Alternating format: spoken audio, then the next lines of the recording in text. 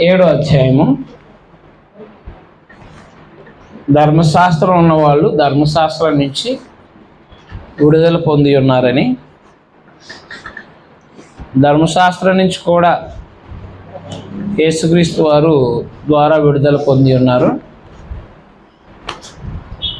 ధర్మశాస్త్రంలో వాళ్ళు, ధర్మశాస్త్రం ఉన్న వాళ్ళు అంటే యూదులైనటువంటి వాళ్ళు కూడా తమ ధర్మశాస్త్రం నుంచి విడుదల పొంది ఉన్నారని 7వ అధ్యాయంలో తెలియపరుస్తున్నాడు.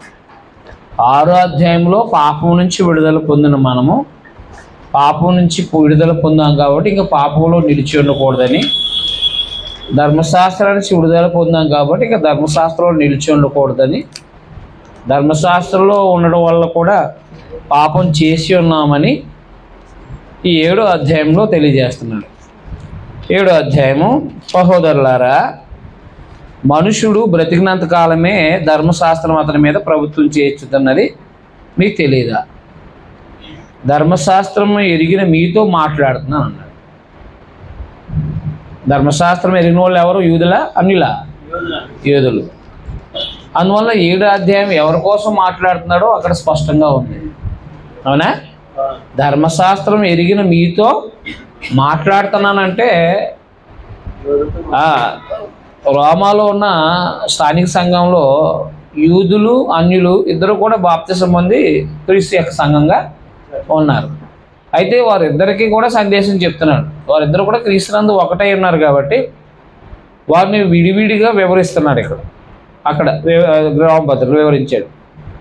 అయితే ఇక్కడ ధర్మశాస్త్రం ఎరిగిన మీతో మాట్లాడుతున్నాను. భర్త గల స్త్రీ భర్త బ్రతికినంత వరకే ధర్మశాస్త్రం వల్ల అతనికి బద్దురాలు, కానీ భర్త చనిపోయిన వల్ల భర్త విషయమైన ధర్మశాస్త్రం నుంచి ఆమె విడుదల పొందను. ధర్మశాస్త్రము ఎంతవరకు ప్రభుత్వం? ధర్మశాస్త్రం అనేది బ్రతుకున్నంత వరకే కదా ప్రభుత్వం చేసేది. చనిపోతే ధర్మశాస్త్రం ఏం చేయదు, ప్రభుత్వం చేయదు. అలాగే ఇప్పుడు భర్త విషయమైన ధర్మశాస్త్రం అంటే అర్థం ఏంటంటే ఇక ధర్మశాస్త్రం అంటే అంతా కూడా ధర్మశాస్త్రం కాదు. చూడండి, అక్కడ భర్త విషయమైన ధర్మశాస్త్రం ఉందా అంటే ఇది పెళ్ళిలో నిబంధన చేసుకుంటారు కదా, అది దాన్ని నిబంధన అనమాట. నిబంధన ధర్మశాస్త్రం అన్నాడు అన్నమాట. అక్కడ ఏమన్నాడు తెలుసా? భర్త విషయమైన ధర్మశాస్త్రం నుంచి ఆమె విడుదల పొందింది. భర్త విషయమైన ధర్మశాస్త్రం అంటే ఒక స్త్రీ పురుషులు వివాహం చేసుకున్నారు నిబంధన చేసుకుని. అవునా? వివాహం అంటే ఏంటి? నిబంధనే కదా.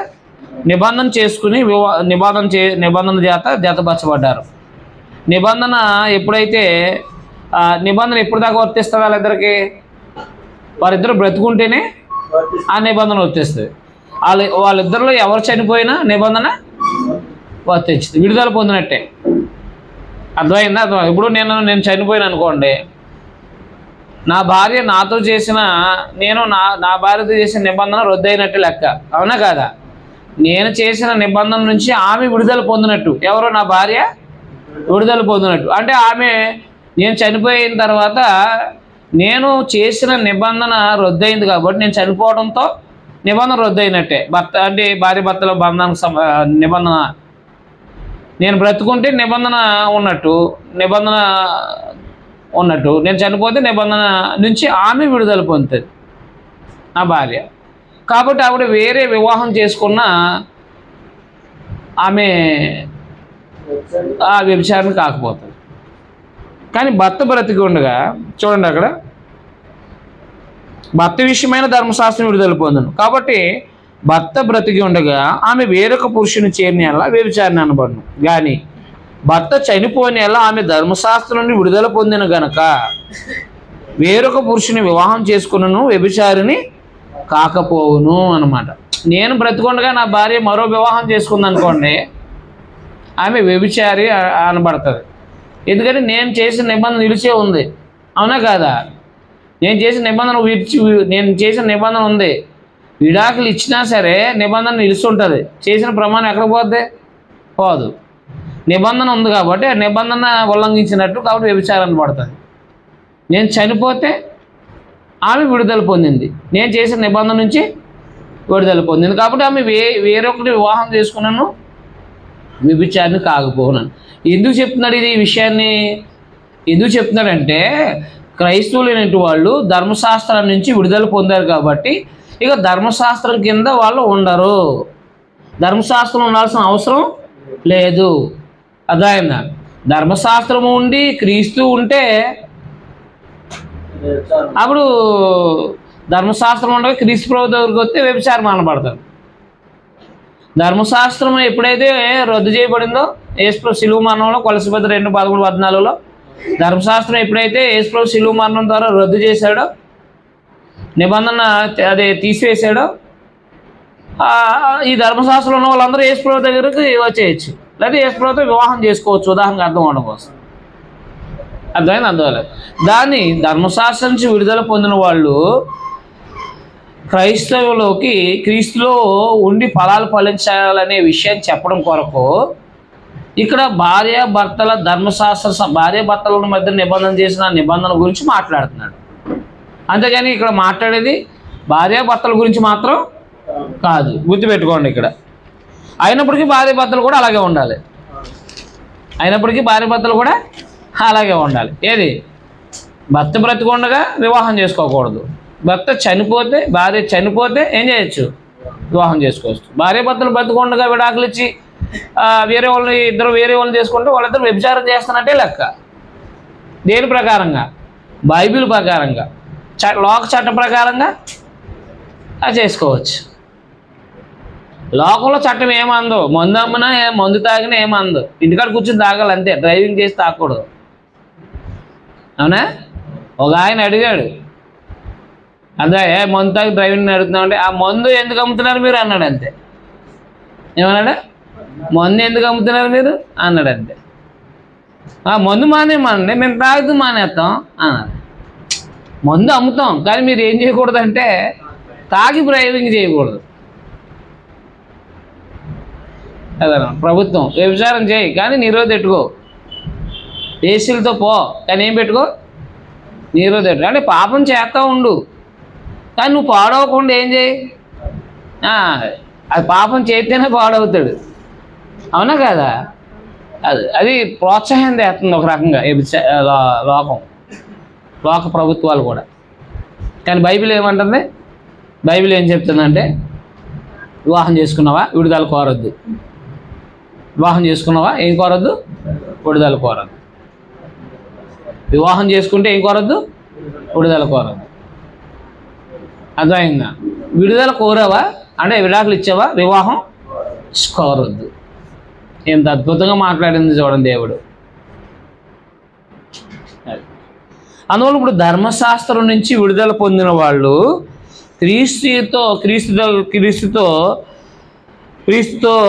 క్రీస్తులో ఉండి ఫలాలు ఫలించడం కొరకు ఈ విషయాలు మాట్లాడుకుంటూ వస్తున్నాను.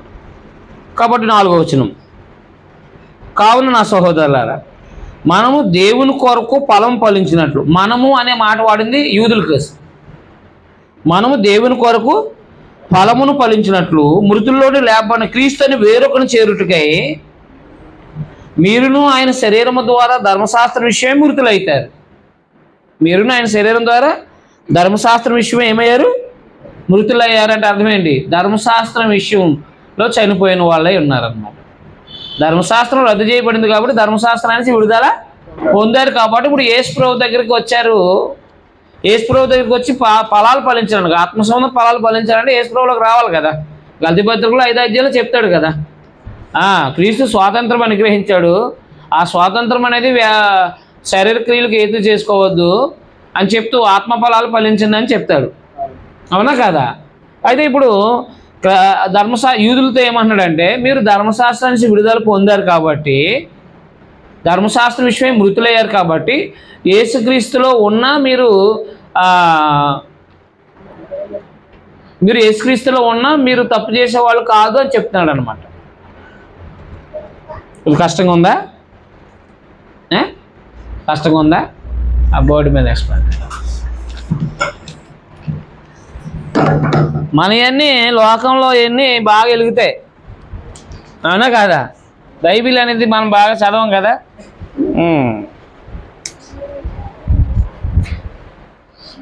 ఇప్పుడు ధర్మశాస్త్రం ఎప్పుడు వచ్చింది? ధర్మశాస్త్రము అబ్రహాంకి నిబంధన చేసి అబ్రహాంకి వాగ్దానం చేశాడు కదా 22:18 యేసుక్రీస్తు వారి గురించి వాగ్దానం చేశాడు కదా. యేసుక్రీస్తు వారి కోసం యేసుక్రీస్తు వారి గురించి నీ సంతానం ద్వారా భూలోక రాజ్యాల్ని ఆశీర్వదిస్తానన్నాడు, ఆశీర్వదిస్తానలా. అయితే యేసుక్రీస్తు రావడానికి సమయం ఉంది, క్రీస్తు రావడానికి సమయం ఉంది. ఈలోగా జనాల్లో క్రమం తప్పకుండా అక్రమం చేయకుండా ఉండడానికి ఏం చేశాడంటే మధ్యలో యేసుప్రభు వచ్చేంత వరకు కూడా ధర్మశాస్త్రం ఇచ్చాడు అనమాట. మీకు అర్థమైందా? ఇప్పుడు యేసుక్రీస్తు వచ్చిన తర్వాత యేసుక్రీస్తు వచ్చిన తర్వాత ఈయన శరీరం విషయంలో శరీరం ద్వారా అంటే యేసుక్రీస్తు వారు ఏం చేశారు, ధర్మశాస్త్రాన్ని సమాప్తి చేశారు. అవునా? రోమపత్రిక 7వ అధ్యాయంలో ధర్మశాస్త్రం విషయమే ధర్మశాస్త్రం చూడండి. రోమపత్రిక 10వ అధ్యాయము రోమపత్రిక 10వ అధ్యాయము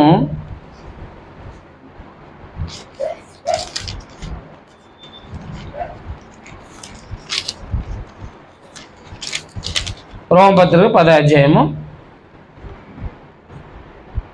4వ వచనం. విశ్వసించి ప్రతివానికి నీతి కలుగుటకై క్రీస్తు ధర్మశాస్త్రానికి సమాప్తి అయి ఉన్నాడు అన్నమాట. అంటే ఏం చేశాడనమాట, క్రీస్తు ధర్మశాస్త్రాన్ని ఏం చేశాడంటే ధర్మశాస్త్రాన్ని రద్దు చేశాడు,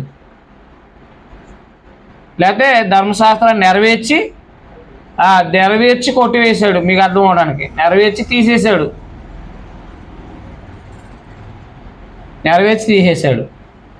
ఎప్పుడైతే నెరవేర్చి తీసివేశాడో ఈ ధర్మశాస్త్రంలో ఉన్న యూదులు ఎవరి దగ్గర రావచ్చు, క్రీస్తు దగ్గరికి రావచ్చు అనమాట. ఈ ధర్మశాస్త్రం ఉంటే యూదులు ధర్మశాస్త్రం చేత నిబంధన చేయబడిన వాళ్ళు. అదే ధర్మశాస్త్రం అనే దాని ద్వారా నిబంధన చేయబడ్డారు. ఎవరు? యూదులు. ఏది నిర్గమకాండ 20వ అధ్యాయంలో ఈ ధర్మశాస్త్రం చేత నిబంధన చేయబడినప్పుడు ఈ ధర్మశాస్త్రం అనేది ఏం చేయబడిందంటే రద్దు చేయబడింది. ఈ ధర్మశాస్త్రం ఎప్పుడైతే రద్దు చేయబడిందో ఇప్పుడు ఈ ధర్మశాస్త్రంలో నుంచి ఏమవుతున్నారనమాట, వీళ్ళు ధర్మశాస్త్రం ఎప్పుడైతే రద్దు చేయబడిందో ధర్మశాస్త్రం ఇతని మీద ప్రభుత్వం చేయట్లేదు. ఇంకా ధర్మశాస్త్రం విషయమై వీళ్ళు ఏమయ్యారు, మృతులైపోయారు. ధర్మశాస్త్రం ఎప్పుడైతే లేదో ఆ ధర్మశాస్త్రం నుంచి వీళ్ళు ఏమయ్యారనమాట, యేసుక్రీస్తు వారు విడుదల చేశారు. ధర్మశాస్త్రంలో ఉన్నవారిని పాపంలో ఉన్నవారిని ధర్మశాస్త్రంలో ఉన్నవారిని ఇద్దరిని కూడా పాపం నుంచి ఏం చేశారు, పాపం నుంచి ధర్మశాస్త్రం నుంచి యేసుప్రభు విడుదల చేశారు. ఈ ధర్మశాస్త్రాన్ని నెరవేర్చి ధర్మశాస్త్రాన్ని కొట్టివేయటం ద్వారా ఈ ధర్మశాస్త్రం చేత నిబంధనలో ఉన్న వాళ్ళందరూ కూడా యేసుప్రభు దగ్గరకు రావడానికి అనుకూలత ఏర్పాటు చేశాడు ఆయన. అర్థమైందా? అందువల్ల ఇప్పుడు ధర్మశాస్త్రంలో ఉన్న యూదులు యేసుక్రీస్తు వారి దగ్గరికి ఫలాలు ఫలించడానికి వస్తే వాళ్ళు ధర్మశాస్త్రం విషయమే మృతులయ్యారు. ఇప్పుడు మన పాపం విషయమే మృతులయ్యామా అంటే పాపం చేయకుండా ఉండడానికే కదా. ఇప్పుడు వీళ్ళు ధర్మశాస్త్రం ఆచరించాల్సిన అవసరం లేదు. ఎందుకు? ప్రభు దగ్గరకు వచ్చారు కాబట్టి ఇంకా ధర్మశాస్త్రం ఆచరించాల్సిన అవసరం వీళ్ళకి లేదన్నమాట. ఎందుకు? అందులోంచి విడుదల పొందారన్నమాట. అది కాబట్టి ధర్మశాస్త్రము రద్దు చేయబడింది కాబట్టి ధర్మశాస్త్రం విషయమై వీళ్ళు మృతి చెందారు కాబట్టి బాప్తిస్మంలో ధర్మశాస్త్రం విషయమై మృతి చెందారు కాబట్టి యేసుక్రీస్తులోకి రావడం ద్వారా వీరు ఇంకా ధర్మశాస్త్రాన్ని ఆచరించాల్సిన అవసరం లేకుండా జరిగిందనమాట. అంటే ఇప్పుడు ఈ ధర్మశాస్త్ర సంబంధమైన భర్త ఏమైపోయాడు, ధర్మశాస్త్రం అనే భర్త యూదులకి జాగ్రత్త గుర్తుపెట్టుకోండి, యూదులకి ధర్మశాస్త్రం భర్త. అర్థమైందా? ఈ భర్త చనిపోయాడు. ధర్మశాస్త్రం అనే భర్త చనిపోయాడు యూదులకి. ఇప్పుడు వీళ్ళు ఎవరు నిబంధన నుంచి విడుదల పొందుతారు అంటే భర్త విషయమైన నిబంధన నుంచి వీళ్ళు మరి యేసుప్రభుని వివాహం చేసుకోవచ్చా చేసుకోకూడదా? చేసుకోవచ్చు. మీకు అర్థం అవడం కోసం ధర్మశాస్త్ర సంబంధమైన భర్త శిలువలో చచ్చిపోయాడు, సమాధి చేసేశాడు కదా. యేసుప్రభు మరణం ద్వారా కొలసీపత్రి 2:13-14 చెప్పాడు కదా, ఆయన శిలువ చేత రద్దు చేశాడని. ఇప్పుడు ధర్మశాస్త్రం అనే భర్త చనిపోయాడు యూదులకి. యూదుల భర్త ధర్మశాస్త్రం, అవునా? ఆయన చనిపోయాడు. ఇప్పుడు ఈ యూదులు అనేవాళ్ళు ఈ ధర్మశాస్త్రాన్ని భర్త చనిపోయాడు కాబట్టి యేసుప్రభుని వివాహం చేసుకోవచ్చా చేసుకోకూడదా? అంటే ఇప్పుడు యేసుక్రీస్తులో ఉండొచ్చా ఉండకూడదా? యేసుక్రీస్తుని చేరినా తప్పేమీ కాదు అన్నమాట. అది మనకు అర్థం అవడం కోసం భార్యాభర్తలు వారిద్దరూ నిబంధన చేసుకుని ఉన్నారు కాబట్టి, వారిద్దరి మధ్యన భార్యాభర్తల ధర్మశాస్త్రం ఉంది కాబట్టి, భార్యాభర్తలనే ధర్మశాస్త్రం అంటే ఇదే వివాహం రోజున చేసుకునే ఆ నిబంధన వారి మధ్యన ఉన్నంతకాలం వాళ్ళు వేరే ఒకరు చేరటానికి కుదరదు. ఇద్దరిలో ఎవరొకరు చనిపోతే ఈ ధర్మశాస్త్రం అనేది ఏమైపోద్ది? రద్దు అయిపోద్ది. ఎప్పుడు రద్దు అయిపోయిందో మళ్ళీ వీరు వేరే వాళ్ళతో నిబంధన చేసుకోవచ్చు, బ్రతకొచ్చు అనమాట. అలాగే ధర్మశాస్త్రం అనే భర్త చనిపోయాడు కాబట్టి క్రీస్తు దగ్గర చేరారన్నమాట. అంటే ఇప్పుడు విడుదల చెందినట్టే కాదా? అది మనం పాపం విషయమే చనిపోయినప్పుడు పాపం నుంచి కూడా విడుదల పొందినట్టే.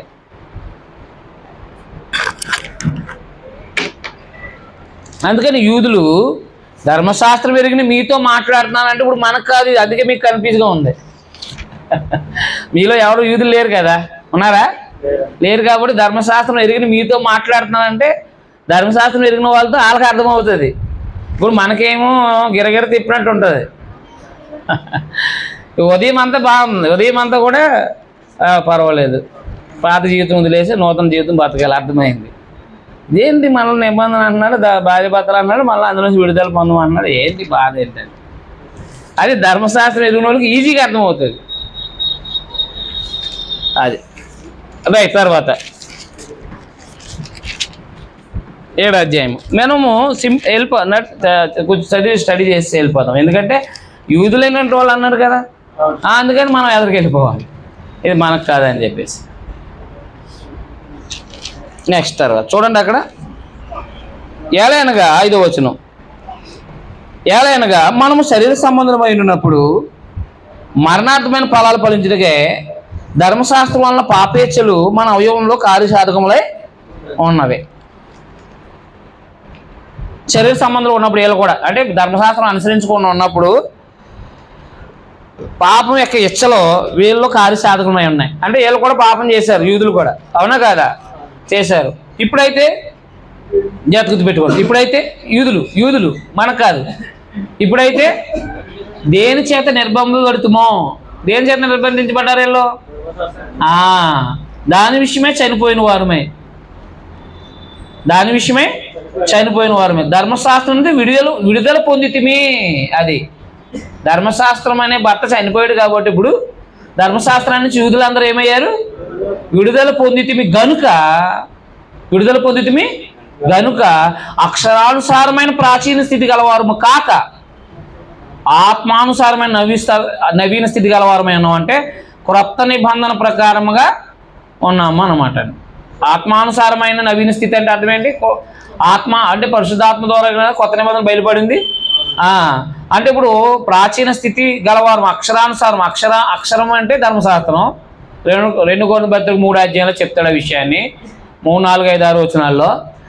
అక్షరం అంటే ధర్మశాస్త్రం, ఆత్మ అంటే కొత్త నిబంధన.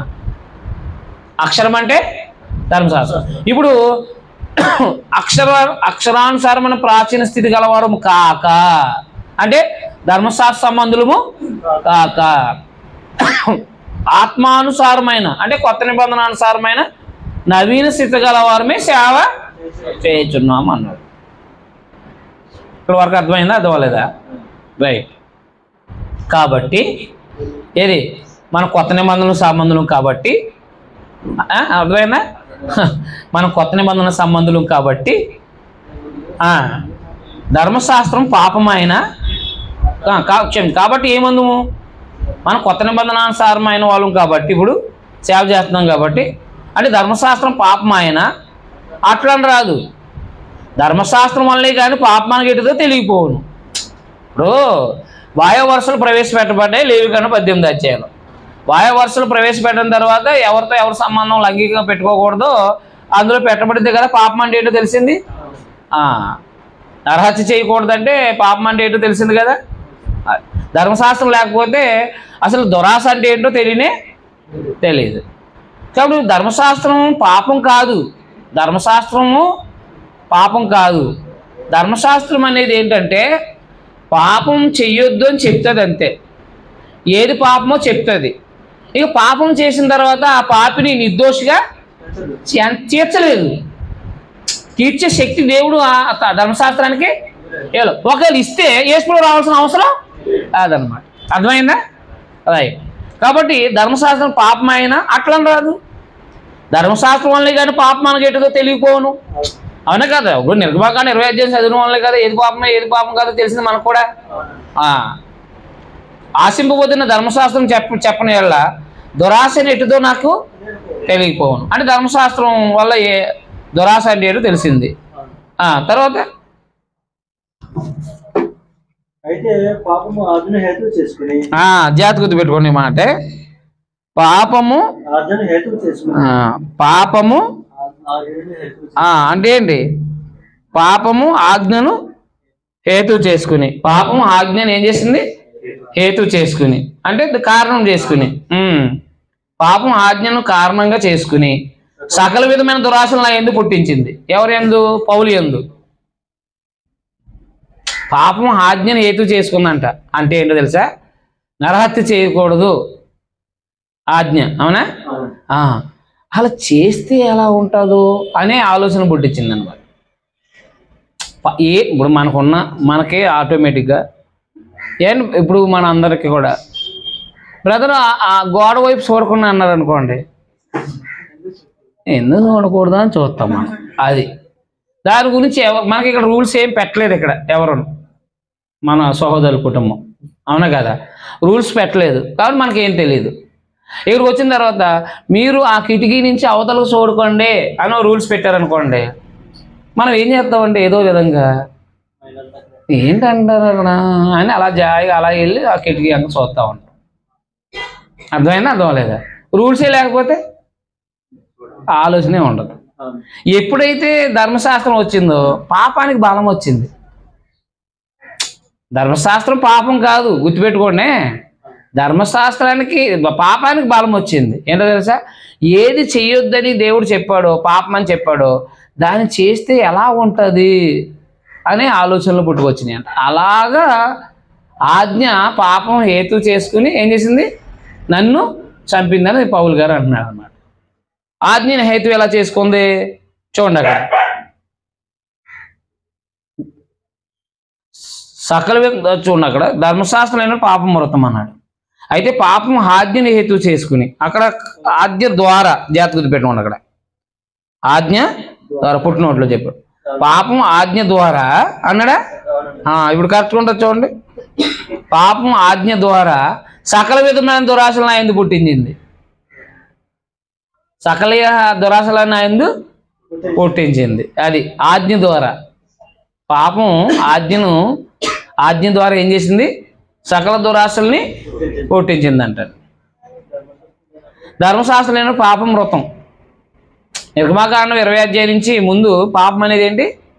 మృతం. అంటే మృతం అంటే లేదు, లేదనమాట. పాపం అంటే ఏంటో తెలియదు. ఈ పాపం అంటే ఏంటో తెలిసిన తర్వాత పాపం అంటే ఏంటో తెలిసిన తర్వాత ధర్మశాస్త్రం ధర్మశాస్త్రం చెప్పిన తర్వాత పాపం అంటే ఏంటో చెప్పిన తర్వాత పాపానికి బలం వచ్చింది. అది ఆజ్ఞ ద్వారా ఏం చేసిందంటే దురాశలు పుట్టించింది అనమాట. ఆశించొద్దు అన్నాడా? ఆశింతే ఎలా ఉంటుందని ఆజ్ఞ ఏం చేసింది అనమాట. ఆజ్ఞ ఏం చేసింది? ఆశిస్తే ఎలా ఉంటుందో అని దురాశ పుట్టించింది అనమాట. తర్వాత ధర్మశాస్త్రం చూడండి. అక్కడ ధర్మశాస్త్రం లేనప్పుడు పాపమృతం. ఒకప్పుడు నేను ధర్మశాస్త్రం లేకుండా జీవించుండేది. ఎప్పుడు?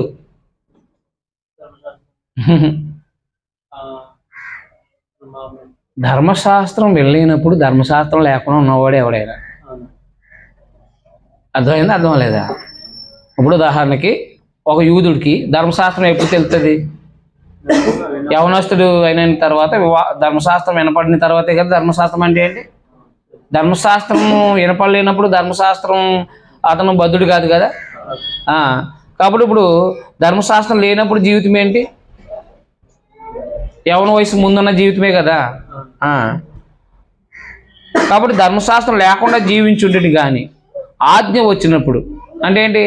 ధర్మశాస్త్రం వినపడినప్పుడు ఆజ్ఞ వచ్చింది. ఆజ్ఞ వచ్చినప్పుడు పాపానికి మరలా జీవం వచ్చింది. ఆజ్ఞ వచ్చినప్పుడు పాపానికి మరలా ఏమొచ్చింది? జీవం వచ్చింది. నేనైతే చనిపోతుంది. అతడు జీవార్థమైన ఆజ్ఞకు మరణార్థమైనట్టు కనబడింది. ఏలైనగా పాపం ఆజ్ఞను హేతు చేసుకుని, అంటే ఆజ్ఞ ద్వారా క్షమించి, పాపం ఆజ్ఞల ద్వారా పాపం ఏం చేసింది? చూడండి అక్కడ, ఏలైనగా పాపం ఆజ్ఞ ద్వారా నన్ను మోసపుచ్చి దాని చేత నన్ను చంపాను. అది పాపం ఏం చేసింది అనమాట? ఆజ్ఞను ఉపయోగించుకుని పౌలు గారిని చంపేసింది. అర్థమైందా? అర్థం లేదా? ధర్మశాస్త్రంలో ఒక ఆజ్ఞను ఉపయోగించుకుని చంపేసింది అంతే. ఎవరిని? పౌల్ని. ఎలాగా? ఉదాహరణకి ఆయన దేవుని యందు ఆసక్తి గలవాడా కాదా? గల్తీ బదులు చెప్పాడు కదా 1:11 నేను యోధామత యందు నిష్ట కలిగిన వాడిని అన్నాడు. అవునా కాదా? అప్పుడు ధర్మశాస్త్రము నరహత్య చేయొద్దందా? హింసించొద్దందా? ధర్మశాస్త్రం నరహత్య చేయొద్దంది కదా. మరి ఈయన ధర్మశాస్త్రానికి వ్యతిరేకంగా ఎలా పురుగొల్పబడ్డాడు? ధర్మశాస్త్రానికి వ్యతిరేకంగా ఎలా పురుకొల్పబడ్డాడు అంటే ధర్మశాస్త్రానికి వేరుగా యేసుప్రభు గురించి ప్రకటిస్తున్నారు కదా. ప్రకటిస్తున్నప్పుడు అదిగో నా ధర్మశాస్త్రానికి వేరుగా ప్రకటిస్తున్నారు కాబట్టి వీళ్ళు ఏం చేసినా పర్లేదని చెప్పేసి ఆయన చంపడం మొదలెట్టాడు. అప్పుడు ఆయన ఏం చేశాడు? పాపం ధర్మశాస్త్రం అంటే ఇప్పుడు హత్య చేయొద్దంటే అది ఏ విధంగానూ చేయకూడదు, అంతేనా? అంతేగాని మతానికి వేరుగా ఉన్న వాళ్ళని హత్య చేయమని చెప్పలేదు కదా. హత్యే.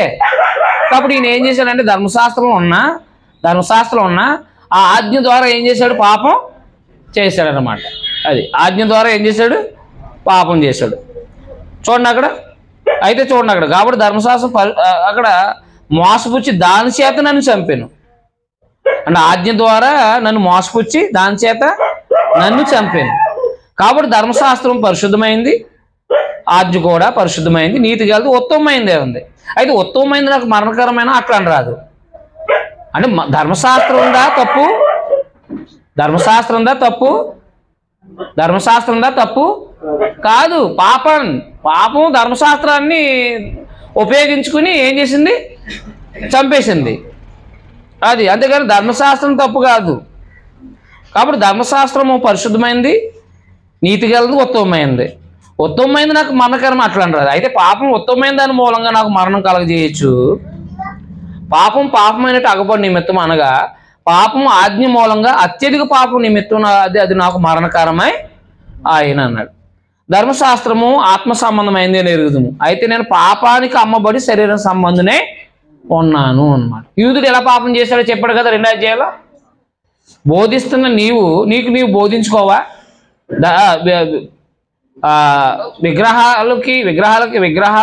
విగ్రహాలకి దూరంగా ఉండాలని చెప్పి లేదా విగ్రహం నమస్కారం చేయొద్దంటే నువ్వు గుళ్ళునే దోసేస్తావా? అంటే ఏంటి? ఇప్పుడు ఇప్పుడు విగ్రహాలకు నమస్కారం చేయొద్దు, కానీ బంగారం ఎన్ని విగ్రహాలని లోపల పెట్టేసుకుంటున్నారు వీళ్ళు. వెండిది కదా, బంగారం కదా, కలిసి వస్తుందా? కలిసి రాదా? విగ్రహాలకే దూరం ఉండమని దేనికి నమస్కారం చేయొద్దంటే వీళ్ళు గొళ్ళునే దోసేస్తున్నారు. ఎందుకని? వెండి కాబట్టి, బంగారు కాబట్టి. దొంగతనం కాదా అది? దొంగతనమా కాదా? అది అంతేగాని వేరే వాళ్ళతో కాదు. అందుకని 2వ అధ్యాయంలో చెప్పుకొచ్చాడు 16-15 నుంచి. ఏది? ధర్మశాస్త్రంలో ఉన్న వ్యక్తి ఎలా పాపం చేస్తున్నాడు, ధర్మశాస్త్రాన్ని బోధిస్తూ అవే ఆజ్ఞలు మేరటం వల్ల ఇతను ఏం చేశాడు? పాపం చేశాడని చెప్పాడు. చూడండి అక్కడ, అత్యధిక పాపం నిమిత్తం నాకు అది మరణకరం, ధర్మశాస్త్రం ఆత్మను ఎరుగుదాము, అయితే నేను పాపానికి అమ్మబడి శరీరం సంబంధమై ఉన్నాను. ఎప్పుడైతే పాపం చేశాడో ఏమయ్యాడు? శరీర సంబంధం అయ్యాడు. ఎలాగనగా నేను చేయనిది నేను ఎరగను. అది నేను చేయనిది నేను ఎరగను. నేను నిశ్చయించినది చేయకే, ద్వేషించినది చేస్తున్నాను. నిశ్చయింపంది నేను చేసిన ఎలా ధర్మశాస్త్రం శాస్త్రమైందని నోట్లో ఒప్పుకుంటున్నాను. కావున ఇకను దాన్ని చేయనది నా యందు నివసించి పాపమే కానీ నేను కాదు. నా యందు అనగా నా శరీరం మంచిది ఏది నివసింపదని నేను ఎరుగుదును. మేలైంది చేయాలని కోరిక నాకు కలుగుతుంది కానీ దాన్ని చేయటం నాకు కలుగట్లేదు.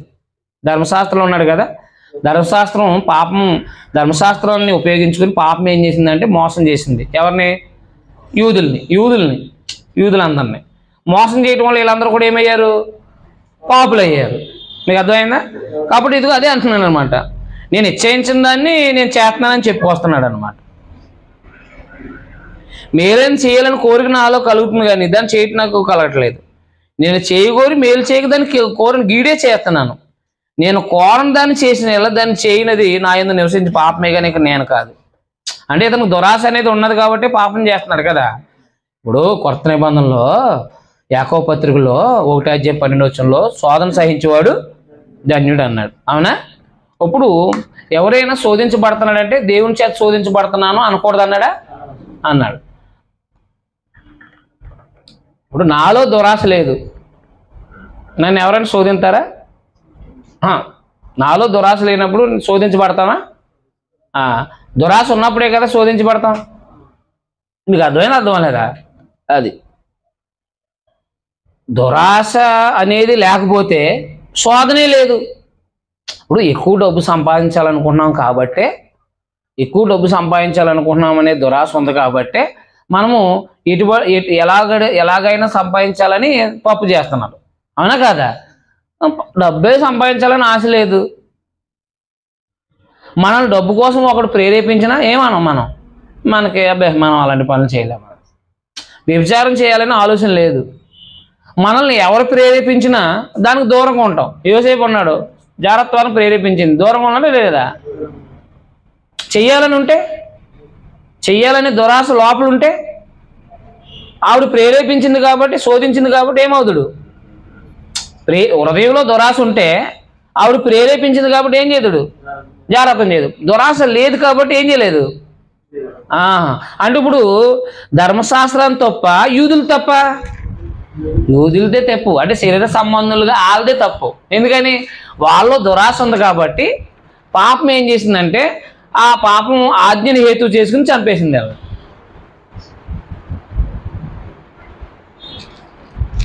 అర్థమైందా? అర్థం అవ్వలేదా?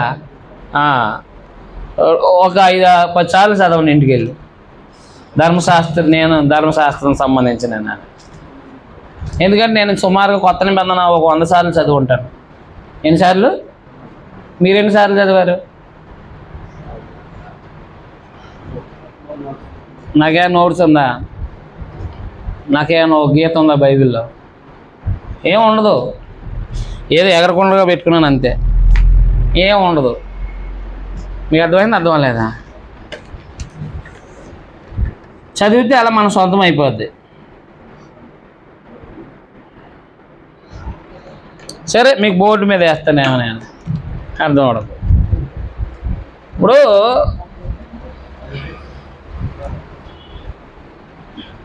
పౌలు గారు ధర్మశాస్త్రం పాపం, అంతేనా? అంటే ఆయన ఒక్కడు చేస్తే ఇంక మిగతా వాళ్ళు ఎలా చేశారో తెలుస్తుంది కదా. అవునా కదా? పౌలు గారు లేకపోతే సౌలు గారు ధర్మశాస్త్రం, దానిపైన పాపం. అర్థమైందా? అర్థం లేదా? ఈయనలో దురాశ ఉంది కాబట్టి, ఈయనలో ఏముంది? దురాశ ఉంది. యూదులందరిలో కూడా అంతే. ఒక ఆయన ఉంటుంది. పాపం ఏం చేసిందంటే ధర్మశాస్త్రాన్ని ఉపయోగించుకుంది, అంటే సహకారి అనమాట. ఎవరా? సహకారి. పాపానికి సహకారం చేసుకుంది ధర్మశాస్త్రం. ఇప్పుడు ధర్మశాస్త్రం ఎలాంటిదంటే ఒక ఆయన చెప్పాడు, ఒక నుయ్య. ధర్మశాస్త్రం అంటే ధర్మశాస్త్రం ఎలాంటిదంటే ఇలా వెళ్తే నూతిలో పడతావు అని చెప్పింది. ఓ ముసలోడు అంటాడు. ధర్మశాస్త్రం ఎలాంటిది? ఓ ముసలాయన లాంటి వాది ధర్మశాస్త్రం. ఆయన ఏం చెప్పాడంటే, ముసలాడు అనే ధర్మశాస్త్రం ఏం చెప్పాడంటే, నాయన ఇటు గొయ్యి ఉంది వెళ్ళొద్దు అన్నాడు. గొయ్యి ఉందా? ఏదోసారి చూస్తాను ఇల్లు పడ్డాడు. ఈ ముసలోడు ఏం చేయలేడు, ధర్మశాస్త్రం అనే ముసలోడు ఏం చేయలేడు, ఆయన్ని కాపాడలేడు. కాబట్టి ఇలా కూర్చుని ఆయన నేను చెప్పాను కదా వెళ్ళవా, నేను ఏం చేయలేను అంటాడు. అలాగే ధర్మశాస్త్రం కూడా పాపం చేయకు అని చెప్పింది. అంటే ఇది చేస్తే పాపం, ఇది చేస్తే పాపం అని చెప్పేసి నియమాలు చెప్పుకొచ్చింది. ఆ నియమం మీరు హత్య చేశారు నేను ఒకరినే అందరు. ధర్మశాస్త్రం ఏమంటుందంటే హత్య చేయొద్దని చెప్పాను కదా, చేసావా, నేనేం చేయలేను, నేనేమి చేయలేను. చేయొద్దన్నాను కదా, హత్య చేసావు కదా, నేనేం చేయలేను. అది యేసులో ఉంటే కాపాడేస్తాడు, క్షమిస్తాడు. నేనేం చేయలేను, నీ సావు నువ్వు సావు అంటది. అలాగా ఇలా మధ్యవర్తి కదా ఇలాగా పాపం ఏం చేసిందంటే ఆజ్ఞను హేతు చేసుకుంది అనమాట. ధర్మశాస్త్రంలో ఆజ్ఞలు కదా, ఆజ్ఞను హేతు చేసుకుంది. ఏంటంటే ఆశింపవద్దు అన్నాడు కదా, ఆశింపవద్దు అని ధర్మశాస్త్రం చెప్పిందా? అసలు ఆశిస్తే ఎలా ఉంటుంది అని పాపం ఈ ఆజ్ఞని హేతు చేసుకుని పాపం ఏం చేసిందంటే ఈ దురాశ ఉన్నవాడిని ప్రేరేపించింది. ఈ దురాశ ఉన్నవాడిని ఆశింపవద్దు అనే ఆజ్ఞ ద్వారా ప్రేరేపించింది. పడ్డాడు వెళ్ళి. తర్వాత నేనేం చేయలేను అందంతే. ధర్మశాస్త్రం ఏమంది, నేనేం చేయాలి. మరి ఎవరయ్యా నా బతుక్కి అంటే 8వ అధ్యాయంలో చెప్పుకొస్తాడు. అయ్యో ఇలా పాపానికి అమ్మపడి ఏదో దౌర్భాగ్య స్థితిలో ఉన్న నన్ను యేసుక్రీస్తు వారి ద్వారా నేనేం చేయబడ్డాడు, పాపం నుంచి విడుదల పొందాను అని చెప్పుకొస్తాను. చదివితే కింద అర్థమవుతుంది. ఓకేనా? మధ్యలో ఏం అర్థమైపోయినా లాస్ట్ని ముందు అర్థమవుతాయి. చాలు. మనకు కావాల్సింది మన ప్రభు ద్వారా ఏముంది, విడుదల, అంతే. అది ఎక్కడి నుంచి అయినా సరే, ఆ ధర్మశాస్త్రం నుంచి అయినా పాపం నుంచి అయినా. కంటిన్యూ చేద్దాం.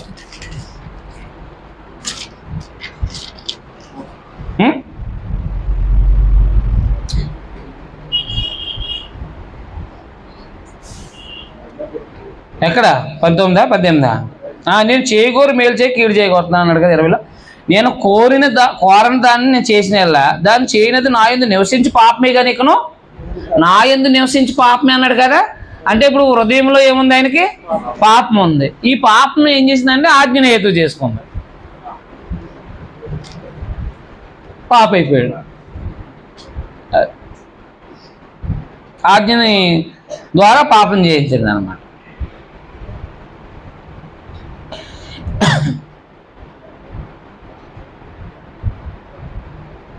నియమాలే లేవనుకోండి, ఇప్పుడు ధర్మశాస్త్రం లేదనుకోండి, పాపం ఏం చేస్తుంది? పాపానికి బలం ఏది? ఏమి లేదు కదా. ఏదైతే దేవుడు చేయొద్దు అన్నాడో దొరికాడు రా ఇక్కడ, వీడి చేత వీడి చేత చేయించాలని చెప్పేసి వాడు ప్రయత్నం చేశాడు. అలాగా పౌలు తన చూడండి అక్కడ, నేను కోరినదాన్ని చేసిన దాన్ని చేయలేదు, నా యందు నివసించు పాపమే. నా యందు నివసించు అంటే ఇందులో పాపం ఉందా లేదా? పాపం ఉంది కాబట్టి ఆజ్ఞ అతిక్రమించాడు. ఆజ్ఞ అతిక్రమించేటట్టుగా పాపం చేసింది. ఇప్పుడు మేము ట్రైనింగ్కి వెళ్ళినప్పుడు కొత్తగా ప్రారంభ ట్రైనింగ్ ఎలా ఉంటుంది, ఏదో ఊరికనే రాసుకుంటాం బైబిల్, మామూలుగా యథావిధిగా వెళ్తాం కదా. ఒక ఆయన అన్నాడు, మేము వేరే చాలా దూరం వెళ్ళామన్నమాట, 100 కిలోమీటర్ల దూరంలో ట్రైనింగ్కి వెళ్ళాం. నాతో పాటు ఒకడు ఉన్నవాడు ఏమన్నాడంటే, సినిమా హాల్ ఇదిగో మన సెంటర్కి వచ్చాం కదా, వెళ్ళిపోదాం అన్నాడు. నేను వెళ్ళను అని చెప్పేసి నేను రాను అన్నాను. అర్థమైంది? అర్థం లేదా? అంటే నాకు లేదు కాబట్టి మనసు అతను ఏమీ చేయలేకపోయాడు. నాలో ఉందనుకోండి, అవకాశం దొరికితే ఏం చేస్తాం, దొరికింది కదా నడిచే అంటాం, అంతే. ఇద్దరికి వెళ్తే బలమా కాదా? అంతే. స్కూల్లో అయినా ఎగ్గొట్టి వెళ్ళిపోవచ్చు, అది ఇష్టం ఏమంటారు. బలం ఇద్దరంటే ఏంటి? బలం. ఇద్దరంటే బలం. అందుకని పౌలులో పాపం ఉంది కాబట్టి పాపం ఏం చేసిందంటే ఆజ్ఞని హేతు చేయించుకుని ఈయన చేత పాపం చేయించింది. అప్పుడు ఏమయ్యాడు? పాప అయ్యాడు. ఈయనలో దురాశ, ఈయనలో పాపం అనేది లేకపోతే ధర్మశాస్త్రము ప్రయోజనకరంగా ఉంటుంది. పాపం ఏం చేయలేదు. పాపం అనేది ఏం చేయలేదు, ఏమీ చేయలేదు. నాలో పాపం అనే పాపం ఉంటే పాపం చేయటానికి ఈజీగా ఉంటుంది. ఆజ్ఞ కారణమైందన్నమాట. అలాగా నేను పాపానికి అమ్మబడి శరీర సంబంధమే అన్నాను అన్నాడు అన్నమాట. చూడండి అక్కడ 22వ వచనం. అంతరంగ పురుషుని బట్టి దేవుని ధర్మశాస్త్రం అందు నేను ఆనందిస్తున్నాను, కానీ వేరొక నియమం నా అవయవంలో ఉన్నట్టు నాకు కనబడుతుంది. అది నా మనసునందున్న ధర్మశాస్త్రంతో పోరాడుతూ నా అవయవముల్లో ఉన్న పాప నియమానికి నన్ను చెరపట్టి లోపరుస్తుంది. అర్థమైందా? పాపం చేసే నియమానికి చెరపట్టి ఏం చేస్తుందంట? లోపరుస్తుంది. నీలో ఉంటేనే కదా చెరపడుతుంది. అయ్యో నేనంతా దౌర్భాగ్యం. ఎప్పుడు ధర్మశాస్త్రంలో ఉన్నప్పుడు, పాపం చేసినప్పుడు అయ్యో నేనంతా దౌర్భాగ్యం. ఇట్టి మరణమునకు లోనగు శరీరం నన్ను ఎవడు? ప్రశ్న. అంటే యూదులారా అని చెప్పాడు కదా. ధర్మశాస్త్రంలో ఉన్న నేను నాలో ఉన్న పాపాన్ని బట్టి నాలో ఉన్న పాపం ఏం చేసిందంటే ఆజ్ఞ ద్వారా నన్ను ఏం చేసింది? చంపేసింది. యూదులైన మీ అందరూ కూడా మీలో ఉన్న పాపాన్ని బట్టే ధర్మశాస్త్రాన్ని ఉపయోగించుకుని మిమ్మల్ని కూడా చంపింది. కాబట్టి మన అందరం ఎవరు అన్నమాట? దౌర్భాగ్యులమే, మనందరం పాపులమే. ఈ పాపం నుంచి ఎవరు విడిపించారంటే ప్రభువైన యేసుక్రీస్తు వారు. మన ప్రభువైన యేసుక్రీస్తు ద్వారా దేవుని కృతజ్ఞతాస్తుతులు చెల్లిస్తున్నాను. కాగా మనసు విషయంలో నేను దైవ నియమానికి, శరీర విషయంలో పాప నియమానికి దోషున్నాయి అన్నాను. ఎప్పుడు? ధర్మశాస్త్రంలో ఉన్నప్పుడు.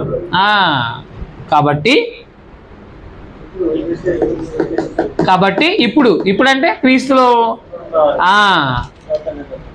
న్యున్ అన్నాడు. గ్రీక్లో న్యున్ అంటే ఇప్పుడు, ప్రస్తుతం. అంటే అప్పుడు ఆయన ఉన్నప్పుడు, క్రైస్తవుడిగా ఉన్నప్పుడు. ఇప్పుడు అంటే ఎప్పుడు? క్రైస్తవుడిగా ఉన్నప్పుడు. ఇప్పుడు క్రీస్తు యేసునందు ఉన్న వారికి ఏ శిక్షా విధి? ఇప్పుడు చెప్పండి, ఏ శిక్షా విధి లేదు అని అంటే పాపం చేసిన వాడు మరణించాలి అని దేవుడు నియమం పెట్టాడు. యెహెజ్కేలు 18:2లో, అలాగే ఆదికాండం 2:17లో. అవునా? పాపం చేసిన వాడు మరణించాలి అని, పాపం చేసిన వాడు మరణించాలి. అదైందా? ఇప్పుడు పాపం చేసినట్టు వాడు మరణించాలి అంటే పాపం చేశాడు, మరణించాడు అంటే దేవుని దూరం అయిపోయాడు. ధర్మశాస్త్రంలో ఉండి కూడా పాపం చేసి మరణించాడు అంటే దేవుని దూరం అయిపోయాడు. అంటే ఇప్పుడు ధర్మశాస్త్రంలో ఉన్నవారిని, అలాగే పాపంలో ఉన్నవారిని యేసుక్రీస్తు వారు ఏం చేశారన్నమాట? విడుదల చేశారన్నమాట. ధర్మశాస్త్రంలో ఉన్నాడో హత్య చేశాడు, ఏమయ్యాడు? ధర్మశాస్త్రంలో ఉన్నవాడు హత్య చేశాడు, ఏమయ్యాడు? పాప అయిపోయాడు. కానీ ధర్మశాస్త్రం ఏం చేయలేకపోతుంది? విడుదల చేయలేకపోతుంది. ఇప్పుడు యేసు ప్రభు ద్వారా ఏమవచ్చు? అయినా విడుదల అవ్వచ్చు. అలాగే మామూలు అనుజనుడు తను వ్యక్తిగతంగా తను పాపం చేశాడు, ఆ పాపం నుంచి కూడా విడుదల, ఆ పాపం వల్ల వచ్చే జీతం కూడా మరణమే. ధర్మశాస్త్రంలో ఉండి పాపం చేసిన ఆ పాపం వల్ల కూడా మరణమే.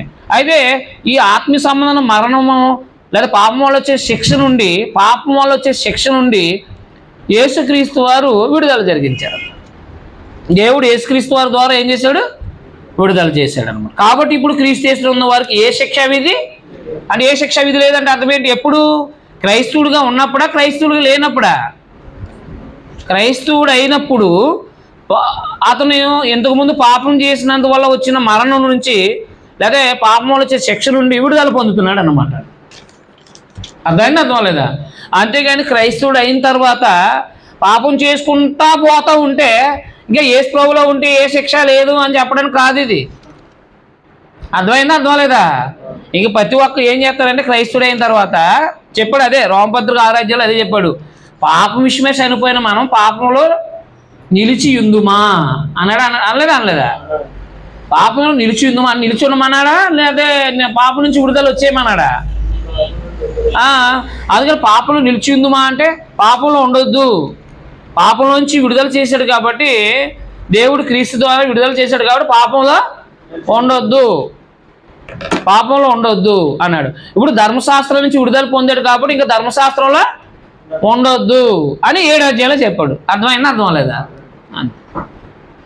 క్రీస్తు యేసునందు వరకు ఏ శిక్షావిధి లేదు అనమాట. అయితే దేవుడు ఎలాగూ ఆ పాపంకి పాపం యొక్క శిక్ష ఎలా తీసేస్తాడు మనకి, యూదులకైనా మనకైనా?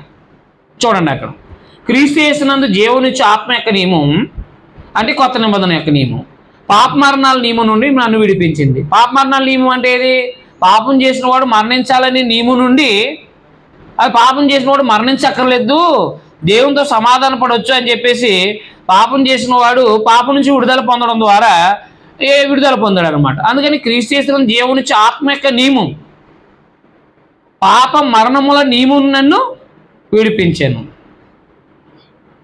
పాప మరణాల నియమం అంటే ఇది పాపం చేసిన వాడు మరణించాలని నియమం పెట్టింది కూడా ఎవరు? దేవుడే.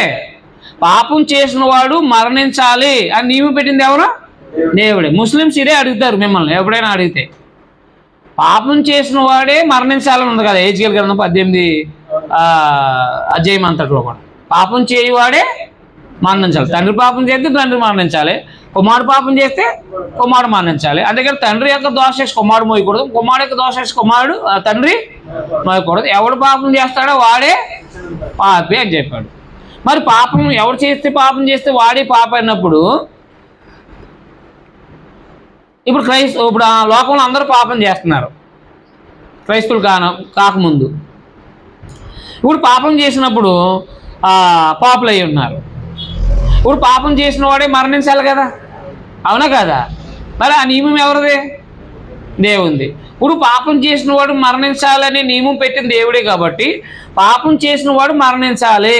అది అలా అడుగుతారనమాట. ఇప్పుడు ధర్మశాస్త్రంలో ఏం చెప్పాడంటే పాపం చేసిన వాడే మరణించాలని చెప్పాడు కదా, మరి నువ్వు పాపం చేస్తే యేసు మరణించడం ఏంటి? నువ్వు మరణించాలి కదా అని అడుగుతారు నిన్ను. అర్థమైందా? అర్థమలేదా? ముస్లిమ్స్ వీళ్ళకి బైబిల్లో 66 పుస్తకాలు ఏ ఉద్దేశంతో రాయబడే తెలియదు కదా వాళ్ళకి. అని ఏమంటారంటే ధర్మశాస్త్రం కదా వాళ్ళకి ప్రాధాన్యత ప్రాముఖ్యం. ధర్మశాస్త్రంలో ఏం చెప్పాడు దేవుడు? పాపము చేయవాడే మరణించాలి. దాన్ని హైలైట్ చేస్తారు పాయింట్ డెబిట్లో. పాపం చేయవాడే మరణించాలి, నువ్వు చేసావా పాపం నువ్వే మరణించాలని చెప్తారు. అది దైవ నియమం కదా అంటారు. అయితే పాప మరణముల నియమం నుండి ఆత్మ యొక్క నియమం, పాప మరణాల నియమం ఆత్మ నియమం జాగ్రత్త పెట్టుకోండి. పాపం చేసిన వాడు మరణించాలని నియమం పెట్టింది ఎవరో? దేవుడే. జాగ్రత్త పెట్టుకోండి. పాపం చేసిన వాడు మరణించాలని నియమం పెట్టింది దేవుడే. పాపం చేసినట్టు వాడు బ్రతకొచ్చని నియమం పెట్టింది కూడా దేవుడే. అది మీకు అర్థమైంది? అర్థమలేదు అంటే మీకు అర్థం అవడం కోసం సంఖ్యాకాండం 22 అధ్యాయంలో సర్పాలు ఏం చేసినాయి? ఇశ్రాయేలు శనగడం వల్ల కరిసినాయి, అవునా? సర్పాలకు ఆజ్ఞ ఇచ్చింది ఎవరు? దేవుడే. సర్పాలకు ఆజ్ఞ ఇచ్చింది దేవుడే కాబట్టి వీళ్ళు వద్దని చెప్పారు కదా, నాయన మేము దయచేసి పాములు కరవకోకుండా చేయమని అడిగారు. ఆయన పాములకు ఆజ్ఞ ఆగిపోతాయి కదా, ఆగిపోతే ఆగిపోతాయి. మరి ఆయన అలా చేయలే. ఇద్దరు సర్పాన్ని ఒకటి నిలబెట్టమని మోసేని, దాన్ని చూసినోడు బతుకుతాడని చెప్పేవాడు. దాన్ని చూసినోడు అంటే ఇప్పుడు పాములు కరిసేయమని చెప్పింది ఎవరు? దేవుడే. మళ్ళా పాములు కరిసినోడు బతుకుతాడని నియమం పెట్టింది ఎవరు? దేవుడే. అర్థమైందా మీకు? ఇప్పుడు పాపం చేసిన వాడు మరణించాలని నియమం పెట్టింది దేవుడే. పాపం చేసిన వాడు పాపం నుంచి బ్రతికించబడే నియమం పెట్టింది కూడా యేసు ప్రభువులో అన్నమాట. ఆ నియమం పెట్టింది ఎక్కడ? యేసుక్రీస్తులో. కాబట్టి ఇప్పుడు యేసుక్రీస్తుని ఎవరైతే విశ్వసిస్తాడో ఈ పాపం చేసినట్టు వాడు, అర్థమైంది, పాపం చేసినట్టు వాడు యేసుక్రీస్తుని విశ్వాసించడం ద్వారా ఈ పాపం నుంచి విడుదల పొందుతున్నాడు. అది కొత్త నిబంధన నియమం ద్వారా. ఆ నియమం పెట్టింది ఎవరు? దేవుడే అనమాట. అంటే ఈయన విశ్వసించేవాడు ఎవడో వాడు బ్రతుకుతాడని చెప్పాడు ఆయన. అంటే యేసుక్రీస్తుని విశ్వసించేవాడు బ్రతుకుతాడని చెప్పాడు. యోహాను సువార్తలో ఒకసారి తీయండి.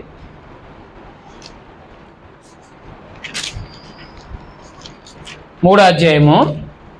అందుకని యేసుక్రీస్తులో ఉన్న మనం ఎంత ధన్యులమో రోమపత్రిక 8వ అధ్యాయం చెప్తుంది. రోమపత్రిక 8వ అధ్యాయము మనం చాలా అవసరం. ఎందుకంటే మనం ఎంత ధన్యులమో లేదా దేవుడు ఎంత ఉన్నతమైన స్థితి పెట్టాడో మనకి క్రీస్తులో అది మనకు అర్థమవుతుంది. 3వ అధ్యాయంలో 14వ వచనంలో అరణ్యంలో మోసే సర్పం ఎలాగ ఎత్తునో అలాగే విశ్వసించువాడు ప్రతివాడు నశింపక, అది జాగ్రత్త పెట్టుకోండి, విశ్వసించే ప్రతివాడు, క్షమించాలి, విశ్వసించే ప్రతివాడు నశింపక అంటే ఏంటి? నాశనం అవ్వకుండా ఆయన ద్వారా నిత్యజీవం పొందినట్లు మనిషి కుమారుడు ఎత్తబడాలి. అదనమాట. ఏర్పాటు చేసింది ఎవరు?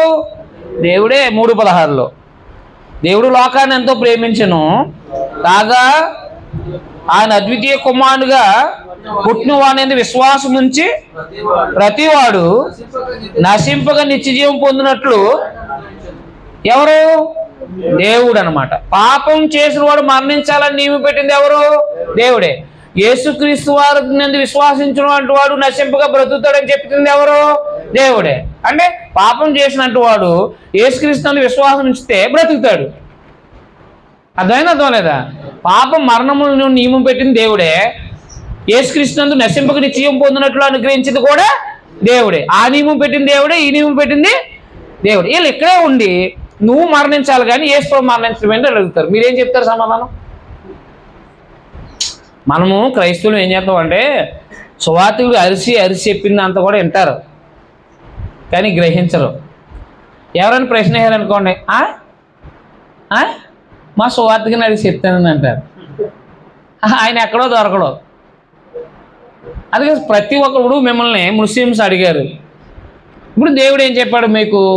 పాపం చేసేవాడే మరణించాలని చెప్పాడు కదా, మరి నువ్వు మరణించాల్సింది పోయి నువ్వు మరణించాలి కదా పాపం చేస్తే, మరి నీకోసం యేసు ప్రభు మరణించడం ఏంటి అని అడుగుతాడు. అప్పుడు ఏం చెప్తారు? అవును, యేసు ప్రభువుని నమ్ముకుంటే పాపక్షమాపణ ఉంది, అవును అని అంటారా? కరెక్ట్గా సమాధానం చెప్పాలి అక్కడ. మీకు అర్థమైందా? ఇప్పుడు వాళ్ళు ఎంత టెక్నిక్గా మాట్లాడతారంటే, అంటే గ్రంథంగా బోధించేవాడు దొరికిపోతారు వాళ్ళు. ఇది ఇస్మాయిల్ పెద్దోడా ఇస్సాకు పెద్దోడా? ఇస్మాయిల్ పెద్దోడు, అవునా కాదా? ఇప్పుడు ఇస్మాయిలు బలి ఇవ్వబడ్డా, ఇస్సాకు బలి ఇవ్వబడ్డా? ఇస్సాకే బలి ఇవ్వబడ్డాడు. ఎలా చెప్తున్నారు మీరు?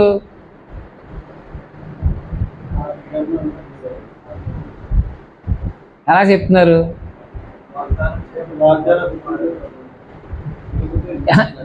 మీరు ఏం చెప్పాలంటే 22వ అధ్యాయం ప్రకారం ఇస్సాకునే కదని తీసుకెళ్తా అని చెప్పాలి. 22వ అధ్యాయంలో ఎవరు తీసుకెళ్ళాడు? ఇస్సాకునే అనే పేరు ఉంది, దాన్ని బట్టి మీరు చెప్పాలి. అయితే 21లో ఏం చెప్పాడంటే, ఆ చిన్నవాడిని ఎవరిని? ఆ చిన్నవాడిని భుజాన్ని వేసుకుని వెళ్ళిపోయినట్టు చెప్తాడు. ఆ చిన్నవాడిని తీసుకుని ఎవరు?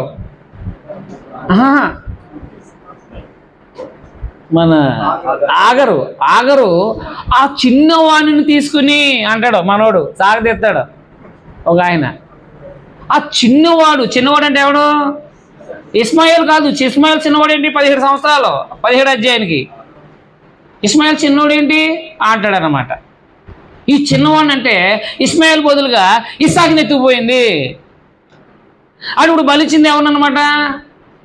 ఇస్మాయిల్ని. అంటే మనోడినే అంటే ముస్లింకి సంబంధించిన మనోడైన ఇస్మాయిల్నే మూల పురుషుడైనా అంటారు. మరి మీరేం చెప్తారు?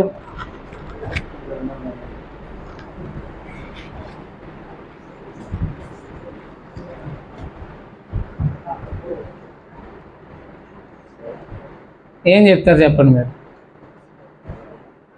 ఆ చిన్నవాడిని తీసుకెళ్ళిపోయి అక్కడ ఏడుస్తుంటే నీళ్ళ కోసం, నాయన ఇది చూడలేక నేను వెళ్ళిపోతున్నాను అంది. అది ఎవడు? చిన్నవాడు కదా అని అన్నమాట. ఆ చిన్నవాడు అనే మాట వాడతాడు అన్నమాట. అంటే ఆది కారణంలో యవనస్తులైన ప్రతి ఒక్కరిని కూడా ఏమన్నాడు? చిన్నవాడే అన్నాడు.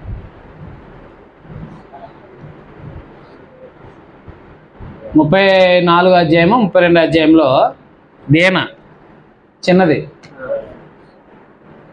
ఎవరా? చిన్నది. ఆయన ఎవరో పాడు చేశాడు సెకేం సంబంధించిన. చిన్నదంటే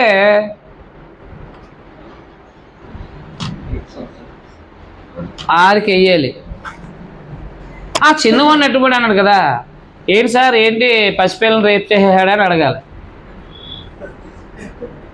అర్థమైందా అర్థం అవ్వలేదా? అలాగున్న గ్రంథం మనం చదవగలిగితే ఎవరండి మనం మాట్లాడేది?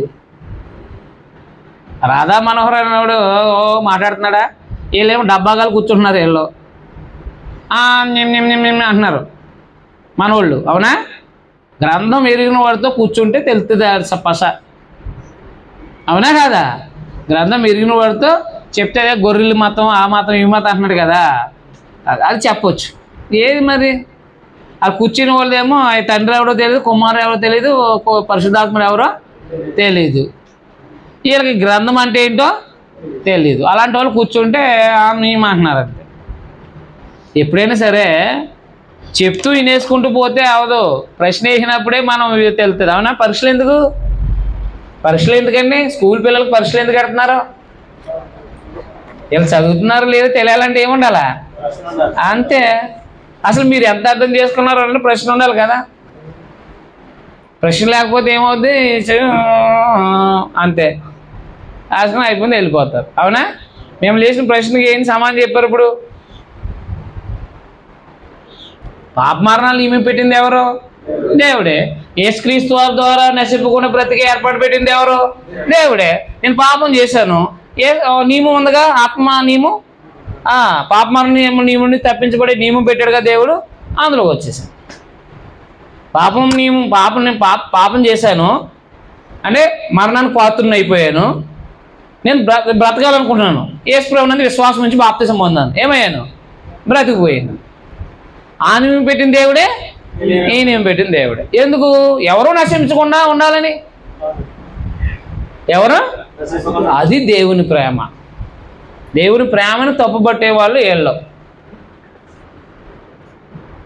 అర్థమైందా అర్థం అవ్వలేదా? రైట్. క్రీస్తు యేసులో ఉన్న వారికి ఏ శిక్షా విధి అంటే ఎంత చూడండి, అంటే ఒక మాటలో చెప్పాలంటే నరకం లేదు. ఒక మాటలో చెప్తున్నాను, ఏం లేదు, నరకం లేదు. సరిపోద్దా? చాలదా? మనకి క్రైస్తవుడికి ఏం లేదు, నరకం లేదు. సరిపోద్దా అంటే సరిపోద్దా? భాగ్యం. మరే ఇంకేం కావాలి? అదే పైనుంచి ఏమన్నా 1 కోటి రూపాయలు పడాలా? ఏం అక్కర్లేదుగా, అవన్నీ మళ్ళీ వదిలేయాలి కదా. ఏమైనా పడినా ఏం చేయాలా? మీకేమన్నా కొండలు తవ్వితే వజ్రాలు పడాలా? ప్రార్థన చేస్తే పడిపోతాయా? పడిపోయినాయి ఏం చేయాలా? మీరు అవన్నీ వదిలేయాలా వద్దా? నదులారా తిరిగి రమ్మని అనుకో, నిన్ను ఏం చేయాలా?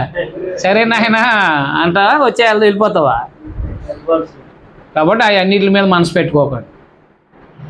అదే ఏ దొరికినా అబ్బా అని అనకండి, అంటారా? అది వదలకండి, ఎందుకంటే వదిలేయాలి. అది మనసు సొలొమోను చెప్పాడు కదా, నేను ఈ మందిని నాయన నువ్వు ఎందుకు నాయన ఇంకొకరి కోసం ఎదురు చూస్తాను, ఎందుకు నాయన అన్నాడు. అవునా? నేను మొత్తం ప్రపంచ దేశాల్లో ఉన్న తోటలన్నీ నాటుకున్నాను నాయన, మళ్ళీ ఇంకో దానికోసం నువ్వు ఎందుకు నాయన, నేను వెండి బంగారాలని సంపాదించాను అందులో ఏమీ లేదు నాయన అన్నాడు. మళ్ళీ దానికోసం ఎందుకు ప్రయాస? అంటే మనము మన భోజన పానీయాల కొరకు, రెండవది మన యొక్క అవసరాల కొరకు, అందుకోసం మనం ప్రయాసపడాలి తప్ప వెనకాల పిల్లలకి వేసే దానికోసం మనం ప్రయాసపడితే మన జీవితం అంతా వృధా అయిపోయినట్టు. దేవుడికి ఇవ్వాల్సిన దేవుడికి సమయం దేవుడికి ఇవ్వాలా వద్దా? కాబట్టి ఎంత గొప్ప స్థితిలో ఉద్యోగంలో ఉన్నా దేవునికి ఇవ్వాల్సిన సమయం దేవునికి ఇవ్వాలా, దేవునికి ఇవ్వాల్సింది దేవునికి ఇవ్వాలి, అంతేనా? అప్పుడు అభివృద్ధి అవుతుంది. ఎంతసేపు శరీర సంబంధమైన దాని మీద మనసు పెట్టామనుకోండి, మనము పాడైపోతాం. అర్థమవుతుందా? నిత్యత్వానికి దూరం అయిపోతాం అన్నమాట. చదువుదాం రోమపత్రిక 8వ అధ్యాయం.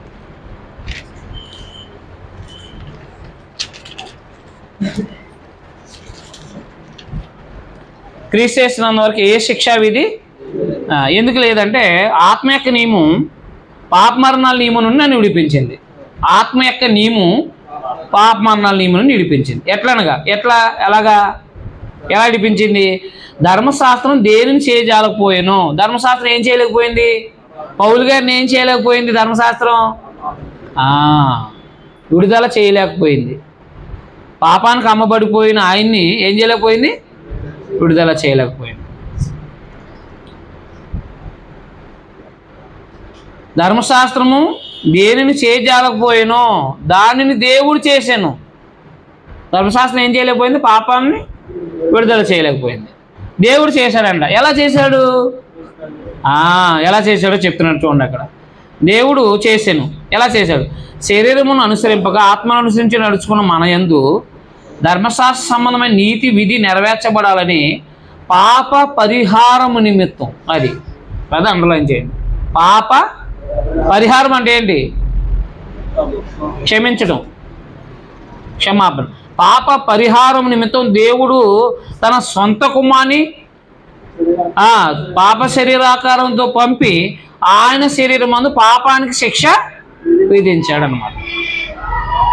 కాబట్టి పాపానికి శిక్ష ఎక్కడ విధించాడంటే యేసు ప్రభు ద్వారా విధించాడు. అంటే ఏ శరీరంతో పాపం చేస్తున్నాడో మానవుడు అదే శరీరంతో పంపాడు. ఎవరిని? యేసుక్రీస్తు అని. అందుకని పాప శరీరాకారం అన్నాడు. అర్థమైందా? అర్థం లేదా? పాప శరీరాకారంతో పంపి ఆయన శరీరం మందు పాపానికి శిక్ష విధించాడు. అదే 2 కొరింథీయులకు 5:21 కదా. పాపం మెరగని ఆయనను మన కోసం దేవుడు పాపంగా చేశాను. పాపానికి చేసి ఏం చేశాడు ఆయన? పాపానికి శిక్ష విధించాడు సిలువలో.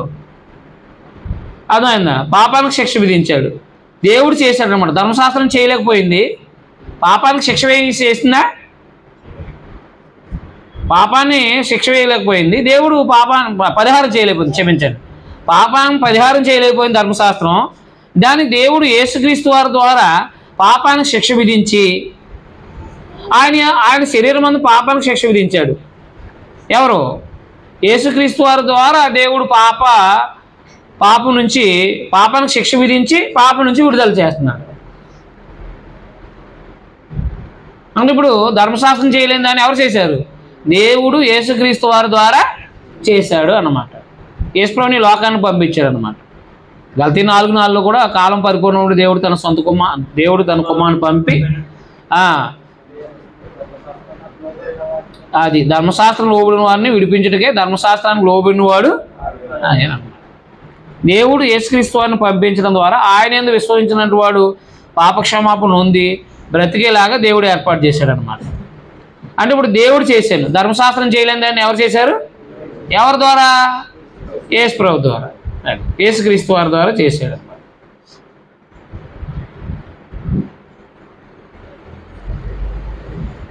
శరీరానుసారులు శరీర విషయాల మీద మనసు ఉంటారు, ఆత్మానుసారులు ఆత్మ విషయాల మీద మనసు ఉంటారు. ఆత్మానుసారులు అంటే శరీరానుసారులు అంటే ఆత్మానుసారులు శరీరానుసారమైన మనసు మరణం, ఆత్మానుసారమైన మనసు జీవం. అంటే కొత్త నిబంధనగా బ్రతికేవాడే కొత్త నిబంధన ప్రకారమైన మనసు దేవునితో సంబంధాన్ని కలిగిస్తుంది. శరీరానుసారమైన మనసు మరణాన్ని ఇస్తుంది. శరీరానుసారమైన మనసు ఏం చేస్తుంది? అది ఆత్మానుసారమైన మనసు ఏం చేస్తుంది అంటే జీవాన్ని ఇస్తుంది. అందుకనే శరీరానుసారమైన మనసు మరణము, ఆత్మానుసారమైన మనసు జీవం, సమాధానమునై ఉంది.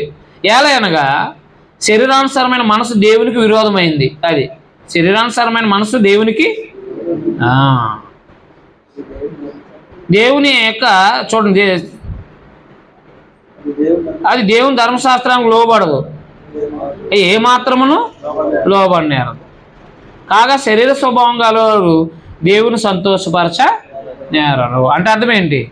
ఈ లోకంలో గొప్పగా పేరుగాంచి బతకాలనుకునే వాళ్ళు, ఈ లోకంలో ధనధాన్యాలు సంపాదించాలనుకునేవాళ్ళు, అర్థమైందా? శరీర సంబంధులు అంటారనమాట. వాళ్ళని శరీర సంబంధులు అంటే అర్థం ఏంటనమాట? ఈ లోక సంబంధమైన దాని మీదే మనసు పెట్టుకుని కొలసపత్ర 3:1 చెప్తాడు కదా, మీరు క్రీస్తుతో కూడా లేబడిన వారైతే పైన వాటి మీదే మనసు పెట్టుకోండి. పైన వాటి వాటినే కానీ భూ సంబంధం వాటి మీద మనసు అంటే ఇప్పుడు చెప్పండి, ఇప్పుడు శరీర సంబంధాలు అంటే ఎవరో? భూ సంబంధమైన దాని అందే మనసు పెట్టుకునే వాళ్ళు ఎవరో అంతే.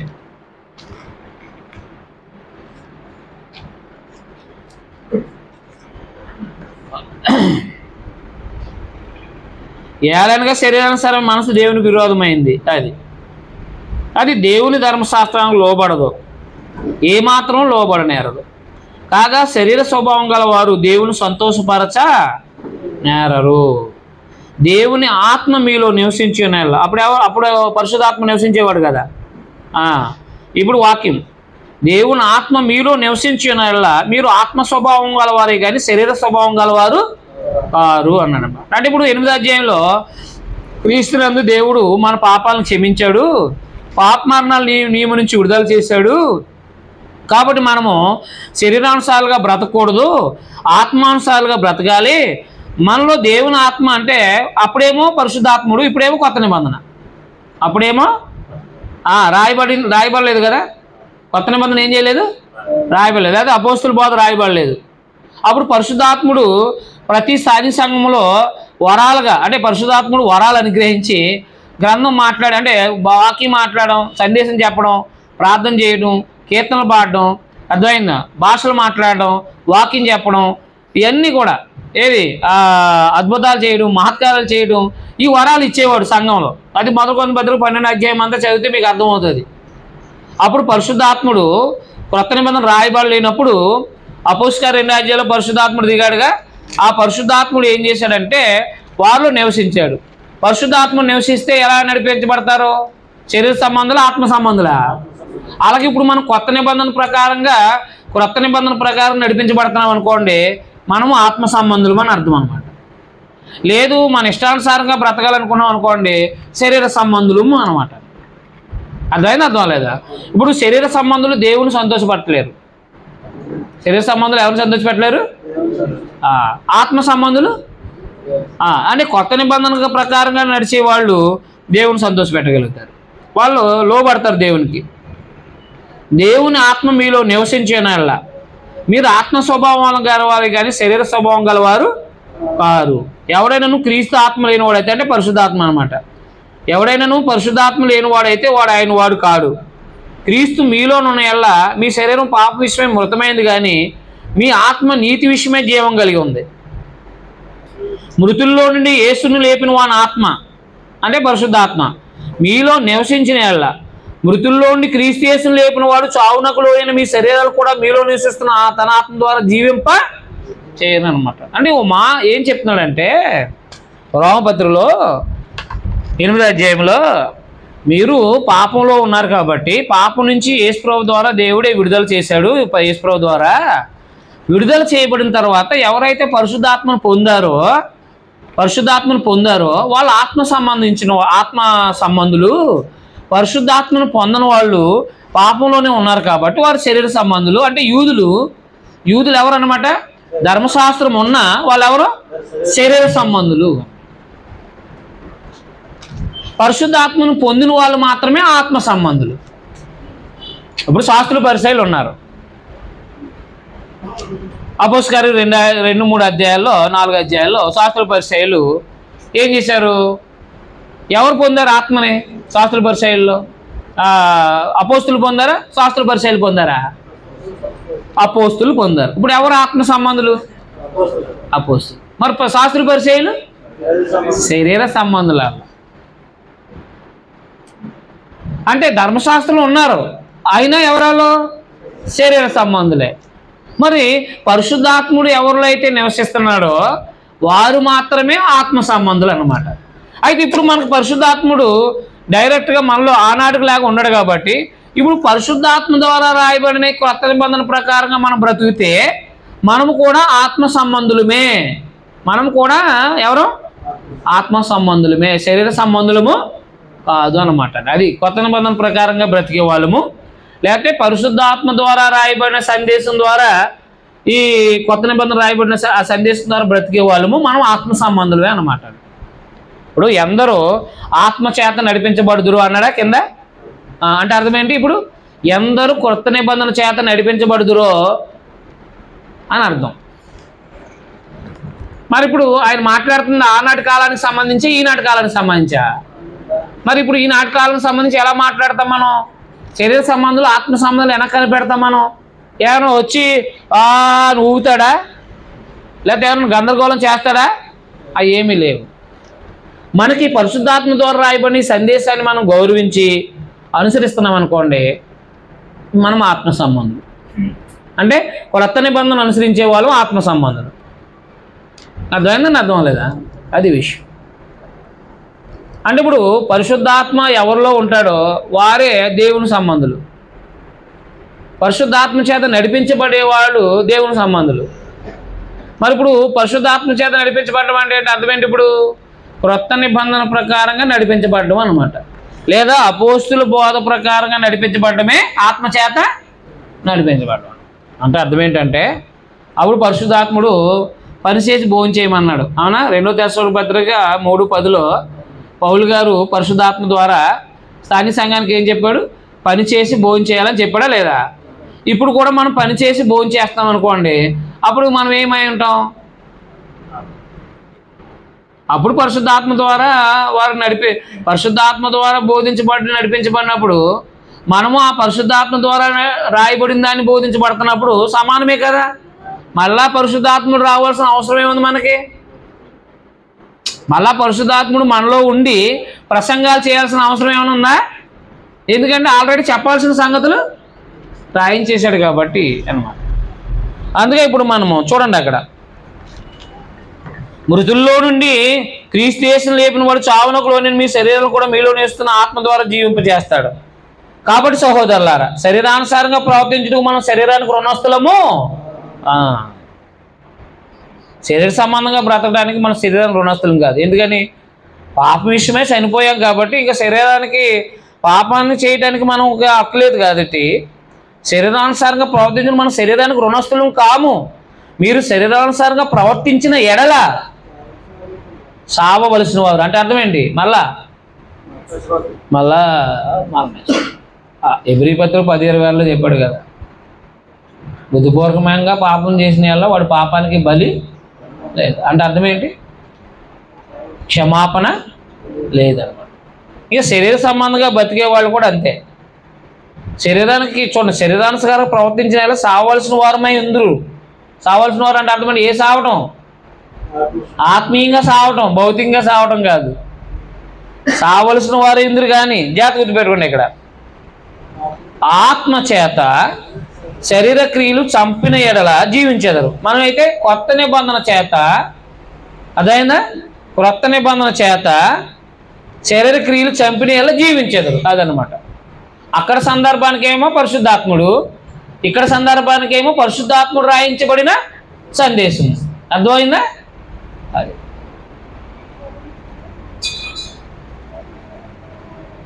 శరీరానుసారంగా ప్రవర్తించిన సావలసిన వారు ఎందురు అంటే మళ్ళీ దేవుని దూరం అవ్వాల్సిన వారు ఎందురు. కానీ ఆత్మ చేత శరీర క్రియలు చంపిన జీవించెదరు. దేవుని ఆత్మ చేత ఎందరూ నడిపించబడుదురో వారందరూ దేవుని కుమారులే ఉందురు. ఈ మాట కొత్త నిబంధన చేత ఎందరూ నడిపించబడుదురో అని అర్థం అన్నమాట. అర్థమైందా? కొత్త నిబంధన చేత ఎందరూ నడిపించబడుదురో వారందరూ దేవుని. బాప్తిసం పొందిన తర్వాత మనం ఏ నిబంధన చేత నడిపించబడాలి?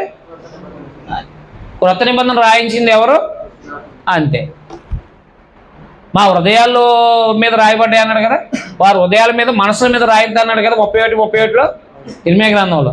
వారి మనసులో వారి హృదయాల మీద రాయిద్దా అన్నాడు కదా. మరి కొత్త నిబంధన దేవుడు ఎక్కడ రాయించాడు? పరిశుద్ధాత్ముడి చేత అపోస్తుల హృదయాల మీద రాయించాడు. అపోస్తుల మీద హృదయాల చేత రాయించబడిన దాన్ని అపోస్తులు బోధించారు. నేను అర్థమైంది, అర్థమలేదా?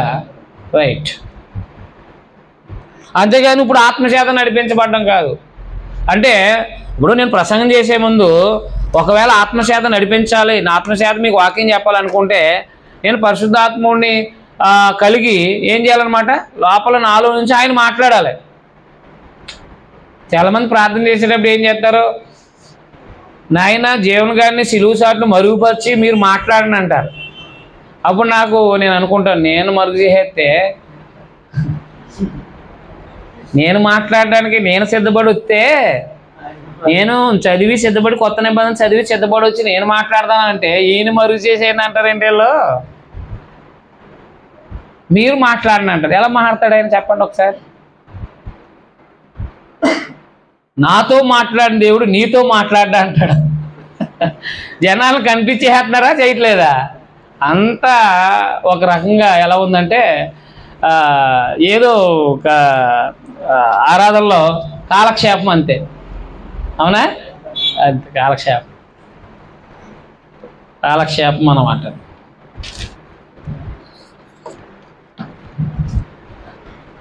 వీళ్ళు డైరెక్ట్గా ఆపాదించుకుంటున్నారు. వీళ్ళు ఎవరి చేత? ఇప్పుడు కొత్త నిబంధన ఇప్పుడు డైరెక్ట్గా అప్పుడు ఎవరికి రాయబడింది? రోమపత్రిక ఎవరికి రాయబడింది? అక్కడ అన్యులైన యూదులైన వారు క్రైస్తవులైన వారికి ఎప్పుడు రాయబడింది? ఎప్పుడో క్రీశాకం 54లోను 51లోను రాయబడింది. అప్పుడు సందేశాన్ని డైరెక్ట్గా మనం తీసుకోకూడదు. ఎందుకంటే అప్పుడు పరిశుద్ధాత్ముడు సందేశము సంఘాలకు తెలియజేసేవాడు, పరిశుద్ధాత్మ ద్వారా తెలియజేయబడేది. ఆ తెలియజేయబడిన సందేశము అపోస్తులు ఏం చేశారన్నమాట? సిరాతో రాసించారు.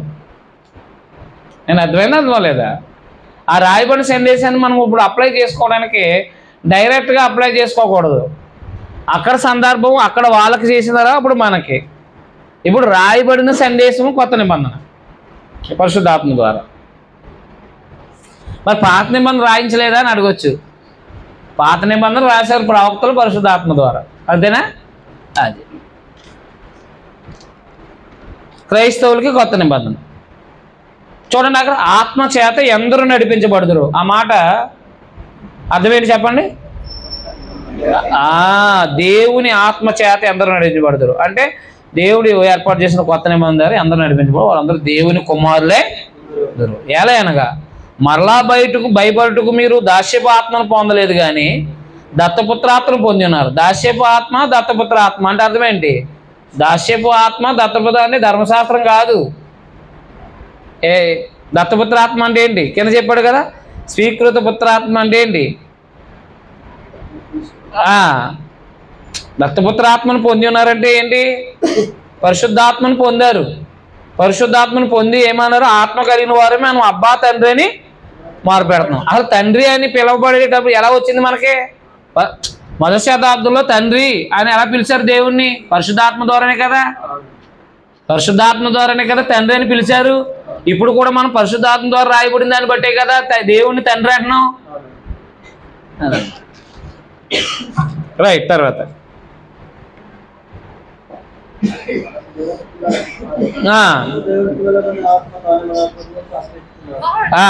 చూడండి, అక్కడ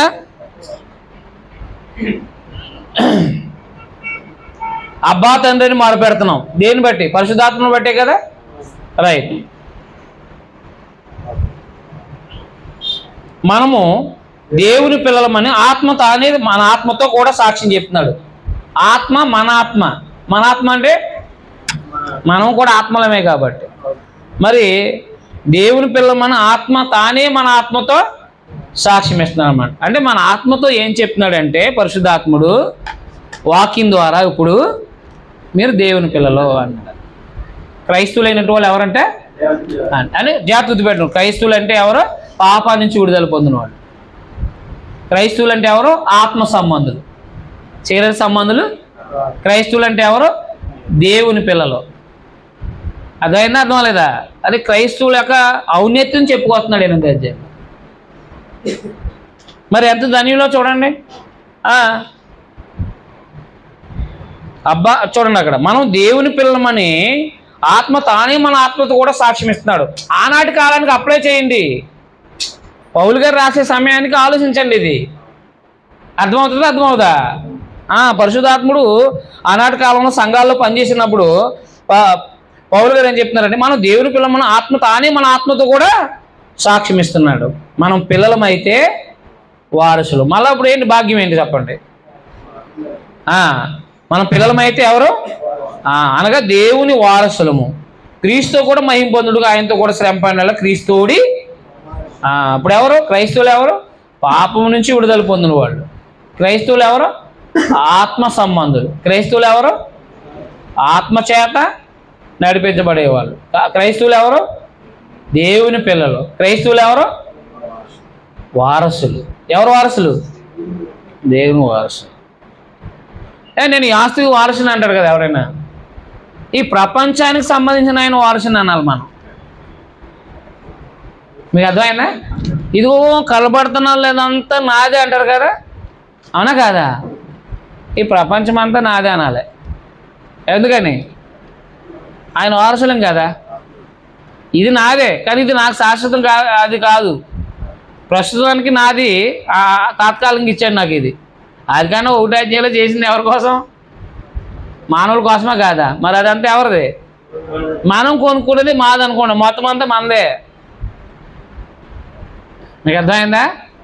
మొత్తం అంతా మనదే. ఇప్పుడు నాది పాడేరు, నేను ఏ ఊరు వెళ్తా నాది, అవునా కాదా? నేను ఆయనని మనది అంటున్నాడు ఏంటో బాబు కొనేసాడా అంటే నాది ఇది అంతే. నాది కాబట్టి వచ్చాను ఇక్కడికి, నాది కాకపోతే నేను వస్తానా? అంటే నా తండ్రిది కాబట్టి ప్రపంచం అంతా నేను తిరుగుతున్నాను. నేను అవునా కాదా?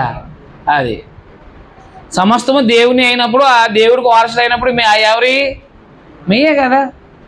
మరే నాకు ఏమీ లేదని ఎడతారు ఎందుకు? ఒక సెంటు కూడా లేదని ఎడతారు కదా, సెంటు నేల కూడా. ఇదంతా మీరు ఎక్కడైనా పడుకోవచ్చు, ఇబ్బంది ఏముంది? రోడ్ల మీద పడుకోవట్లేదా? అది వాళ్ళది కదా, వాళ్ళ కాదా? మరి వాళ్ళది కాబట్టి పడుకుంటున్నారు వాళ్ళు. మీరేం లేపి నీరు కదా వెళ్ళిపో అంటారా? చేయలేరు. ఇది నాది, ఇక్కడ నేను టవల్ వేసుకున్నాను అంటాడు అంతే.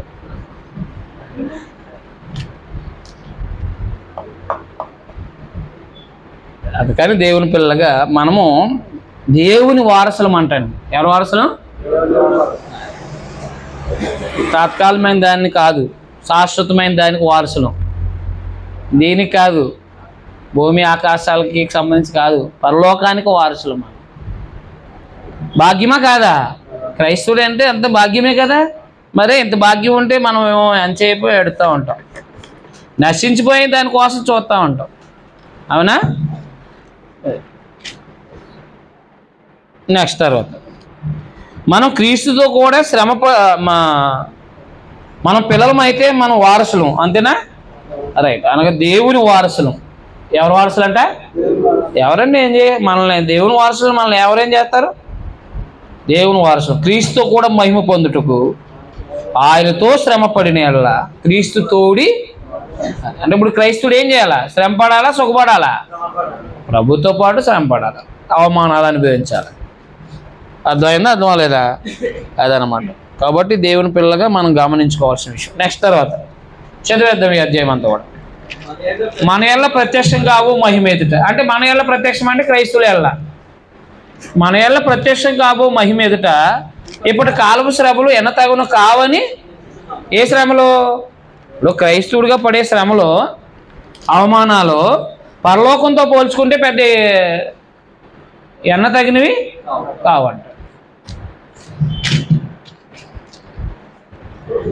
అలా ఆలోచిస్తే అద్భుతంగా ఉంటుందండి. మన ఎల్ల ప్రత్యక్షం కావు మహిమ ఎదుట అంటే నిత్యత్వం ఎదుట ఇప్పటి కాలపు శ్రమలో, అంటే శరీరంలో అనుభవిస్తున్న శ్రమలో ఎన్న తగినవి కావని ఎంచుతున్నాను. దేవుని కుమారుల ప్రత్యక్ష కొరకు సృష్టి మిగులు ఆశతో కనిపెడుతున్నాను. అంటే ఇది ఆకాశం, భూమి ఇవన్నీ కూడా యేసుక్రీస్తు వారు నందున్న వారి కోసం ఎదురు చూస్తున్నాయంట. ఎవరబ్బా? దేవుని పిల్లలు అని చెప్పేసి. దాస్యంలో చూడండి అక్కడ, ఏలైనగా సృష్టి అంటే సృజించబడింది అంతా కూడా. సృష్టి యావత్తును చూడండి, సృష్టి ఆ నాశనమునకు లోనైన దాస్యంలో నుండి విడిపింపబడి, నాశనమునకు లోనైన దాస్యంలో నుంచి విడిపింపబడి దేవుని పిల్లబో పొందబో మహిమగల స్వాతంత్రము పొందుతున్న నిరీక్షణ గలదై స్వేచ్ఛగా కాక దాన్ని లోపర్చిన వాని మూలంగా వ్యర్థపరచబడిందంట. ఈ సృష్టి అంతా కూడా అర్థమైందండి. ఈ సృష్టి అంతా కూడా దేవుని పిల్లబో పొందబోవే మహిమగల స్వాతంత్రం పొందుతున్న నిరీక్షణ గలదే స్వేచ్ఛగా కాక దాన్ని లోపర్చిన వారి మూలంగా వ్యర్థపరచబడిందంట. అర్థమైందా? కాబట్టి నాశనంలోనైనా దాస్యంలోని విడిపింపబడి దేవుని పిల్లలు పొందబో మహిమగల స్వాతంత్రం పొందుతున్న నిరీక్షణ గలదై. అంటే ఇది భూమి ఆకాశాలు కూడా నిత్యత్వం చేరుకోవడానికి సంబంధించినది అంటారు. అర్థమైందా? అర్థం లేదు. ఇవి కూడా కాలిపోయి అర్థమైందా? విడుదల పొంది నిత్యత్వాన్ని అనుభవించడానికి సంబంధించిన నిత్యత్వాన్ని అనుభవిస్తుందని చెప్తున్నాడు అనమాట. దేవుని పిల్లలు పొందబోవు మహిమగల స్వతంత్రము పొందుదునను నిరీక్షణ గలదే. ఏది? సృష్టి. స్వేచ్ఛగా కాక దాన్ని లోపరచడం మూలంగా వ్యర్థపరచబడిందంట. సృష్టి యావత్తు అంటే సృజించబడింది యావత్తు ఇదివరకు ఏకగ్రీవంగా మూలుగుతూ ప్రసవ వేదన పడుతుందని ఎరుగుదుము. అంతేకాదు ఆత్మ యొక్క ప్రథమ ఫలములు పొందిన మనము కూడా, అంటే ఆత్మ యొక్క ప్రథమ ఫలములు పొందిన మనము కూడా, అంటే క్రైస్తవులు కూడా దత్తపుత్రత్వం కొరకు అనగా మన దేహం యొక్క విమోచన కొరకు కనిపెడుతూ మనలో మనం మూలుగుతున్నాం అనమాట. అంటే క్రైస్తవులైన వాళ్ళు ఫిలిప్పీ పత్రికలో చెప్తాడు కదా, 1:22-27 బ్రతుకుడు క్రీస్తే అంటే ఏంటి? ఆయన మూలుగుతున్నాడు, దేహంలో మూలుగుతున్నాడు. ఇక్కడ ఉంటే వాక్యం చెప్పాలా, వెళ్ళిపోతే హాయిగా దేహం విడిచిపెట్టదని ఈ దేహంలో మూలుగుతున్నాడు ఆయన వెళ్ళిపోవటానికి. అలాగా క్రైస్తవులైన వాళ్ళు ఏమై ఉన్నారంట? ఈ దేహాన్ని విడిచిపెట్టాలని చెప్పేసి మూలుగుతున్నారంట లోపల. సృష్టి ఎలాగ అయితే మూలుగుతుందో మహిమ పొందాలని, అలాగే దేహంలో ఉండి కూడా క్రైస్తవులు ఏమవుతున్నారు? మూలుగుతూ ఉన్నారంట. ఏం మూలుగుతున్నారు మీరు? అది లేదు ఇది లేదని మూలుగుతున్నారా, లేకపోతే దేహం విడిచిపెట్టాలని మూలుగుతున్నారా? దేనికోసం మూలుగుతున్నారండి? డబ్బులు లేవు, ఏం చేస్తారు? మూలుక్కుంటూ ఉంటారు. మూలుకోవడం అంటే ఏంటి? లోపల మాట్లాడుతూ ఉంటారు. సరైన భోజనం లేదు అంటూ ఉంటారు లోపల, అవునా? సరైన బైక్ లేదు ఏమంటారు? అంటే మూలుక్కారు. ఎంతసేపు లోక సంబంధమైన లేవనే మూలుక్కుంటూ ఉంటారు, మూలుగుతూ ఉంటారు. లోపల ఏమవుతారు? కానీ క్రైస్తవులు అంటే దేనికోసం మూలుగుతారంటే పొందబోయే నిరీక్షణ, అనుభవించాలనే దానిలో మూలుగుతున్నారు. మనము కూడా ఈ దేహంలో మూలుగుతున్నాం అన్నాడు. నాకు ఒకసారి ఏమనిపిస్తుంది అంటే, ఈ 15 సంవత్సరాలు సరిపోతాయి కదైనా నన్ను ఇక తీసేసుకో అనిపిస్తుంది. నేను మూలుగుతున్నాను, నిత్యత్వ విలువ తెలుసు కాబట్టి. ఎవరినైనా నా వయసులో ఉన్న వాళ్ళని అడగండి, నేను మీరు వెళ్ళిపోవాలనుకున్నారు, అప్పుడే చచ్చిపోతానంటావేంటి బాబా, అప్పుడే చచ్చిపోమంటున్నావేంటి? అది ఎంత 45, ఇంకా 20, 30, 40, ఇంకా 80 అంటే ఇంచుమించు ఒక 40 లేదా ఇంకో 30, 10 సంవత్సరాలు బతికోండి ఏంటి, అప్పుడే చచ్చిపోతా అంటావేంటి అంటాడండి. ఎవరు వస్తున్న అడిగితే మనకేమీ అలాంటి ఆలోచనలు లేవు, ఇంకా వివాహం చేసుకుని పిల్లలకైనా అది ఒక రకంగా ఓ రేంజ్లో పెట్టాలి రాసి అలా ఆలోచన లేదు, అవునా కాదా? కాబట్టి ఇలా ఆలోచనతో ఉంటారు వాళ్ళు. అయితే ఒక ఆలోచన చేయాలి యవనస్తులు, చదువుకున్న వాళ్ళు. ఏం తెలుసా? ఎవరితో మాట్లాడినా, ఏ పొజిషన్లో ఉండాలనుకున్నా ఒకటి మాట్లాడాలి. దేవుని చిత్తం అయితే నేను పలానా ఈ పొజిషన్లో ఉండాలని కోరుకుంటున్నాను అని చెప్పేసి అనాలన్నమాట. నేను ఏమైనా సరే అక్కడ ఉంటానని అనుకోడు. ఎందుకంటే ఒక్కొక్కసారి మన దేహ పరిస్థితులన్నీ కూడా తారుమారు అయిపోతాయి, అవునా కాదా? ఏమీ లేదు, చిన్న దోమ కుడితే మనం చచ్చిపోము, పాడైపోతుంది. అవునా కాదా? దానికోసం మనం లేచి 4 సార్లు అద్దాలు చూస్తేనే కానీ తెగ రాసేస్తూ ఉంటారు. మా దాంట్లో ఒకరు ఉన్నారు, మొత్తం నల్లగా ఉంటుంది, అమ్మ ఎర్రగా అయిపోయింది అంతే. అంటే ఇక ఏమి రాసో తెలీదు. నేను చెప్పాను వయసు అయిపోతుంది కాబట్టి మళ్ళీ అది నా దేహం ఏమైపోద్ది, చిదిగిపోద్దా అవుదా? ఆ చిదిగిపోయే దేహానికి ఇంత రొంగేస్తే పరలోకానికి ఇంకెంత రొంగు కావాలంటే జీవితం. రొంగు అంటే రొంగు కాదు, జీవితం ఉండాలా వద్దా? కానీ మనకు మంచి ఆలోచన. ఇప్పుడు నేను ప్రారంభంలో నా ఆలోచనలు ఎలా ఉండేవి అంటే, ఓ స్కాలర్ అవ్వాలని ఉండేది, బైబిల్ స్కాలర్ అవ్వాలని ఉండేది. స్టార్టింగ్లో బైబిల్ స్కాలర్ అంటే ఏంటి? అమెరికా వెళ్ళి మూల భాషలు నేర్చుకోవాలని ఆశ ఉండేది. మంచిదా కాదా? మంచిదే. కానీ అమెరికా వెళ్ళా, కానీ మూల భాషలు నేర్చుకున్నా. ఎవరి వల్ల? దేవుని దయ వల్ల. అంటే నాయన నేను చిత్తమైతే ఈ భాష నేర్పించండి, ఆ భాష నేర్పించండి అడిగేవాడు. నేను రాత్రి వచ్చి నేర్పించేవాడు కాదు అయినా. మళ్ళా వేరే నేను ఎలా నేర్చుకున్నాడో మనం కూడా అడిగా. యూట్యూబ్, ఒక టీవీ, ఒక వైఫై పెట్టాలా వద్దా? టీవీలో ఎవరైతే బాగా టీచర్లు, యూట్యూబ్లో ఎవరైతే హెబ్రీని బాగా నేర్పగలిగిన టీచర్లు ఉంటారో వాళ్ళ దగ్గర, గ్రీక్ ఎవరైతే నేర్పించగల టీచర్లు ఉంటారో వాళ్ళ దగ్గర. అయితే ముందు ఇంగ్లీష్ రావాలి, జాగ్రత్త గుర్తుపెట్టుకోండి. ముందు ఇంగ్లీష్ నేర్చుకున్నాను, అర్థమైందా? ముందు ఇంగ్లీష్ నేర్చుకున్నాను. ఇంగ్లీష్లో నుంచే వాళ్ళు నేర్పుతారు. ఎవరాళ్ళు నేర్పేవాళ్ళు? ఎవరైనా గ్రీక్ అయినా హెబ్రీ అయినా ఇంగ్లీష్ రావాలి. ముందు ఏం రావాలి? బేస్మెంట్ ఇంగ్లీష్ రావాలి. ఇంగ్లీష్ రాకోకుండా దాన్ని వివరణ ఇస్తుంటే మనం కూడా అలా చూడాల్సిందే. అందుకని ముందు ఇంగ్లీష్ నేర్చుకోవాలి. అది కంప్లీట్గా తర్జుమా చేయగలిగే సామర్థ్యం వచ్చిన తర్వాత అప్పుడు ఆ విషయాలు వినగలిగితే మనకు అవగాహన అవుతుంది. అంటే బైబిల్ స్కాలర్ రావాలి, ఆశ మంచిదే కదా. అయితే దేవుని చిత్తమైతే నాయన మీ చిత్తమైతే ఇలా చేయండి అని చెప్పేసి అడిగాం. మొత్తం మీద ఆ స్థాయికి చేరుకుంటున్నాం, అవునా కదా? మరి అలా ఆయన దయ వల్ల అనమాట.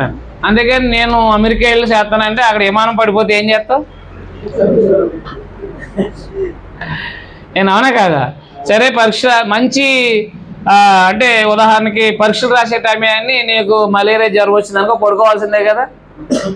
అందుకే ఎప్పుడు కూడా మన మీద మనం ఆధారపడకూడదు. మీ చిత్తమైతే నేను ఇలా ఈ యొక్క పొజిషన్లో ఉండాలనుకుంటున్నాను, అది కూడా మీ యొక్క బిడ్డగా బ్రతుకుతూ ఉపయోగించబడ్డానికి, అప్పుడు దేవుడు ఇస్తాడు. నేను అన్నా అంటే ఎవరిలాగా ఉంటుంది? నేను అన్నది ఎవరు? చాలామంది అన్నారు నేను అని బైబిల్లో, కానీ అలా లేరు. నెబుకద్నెజరు ఏమన్నాడు? నాది కాదా అన్నాడు, అంతే.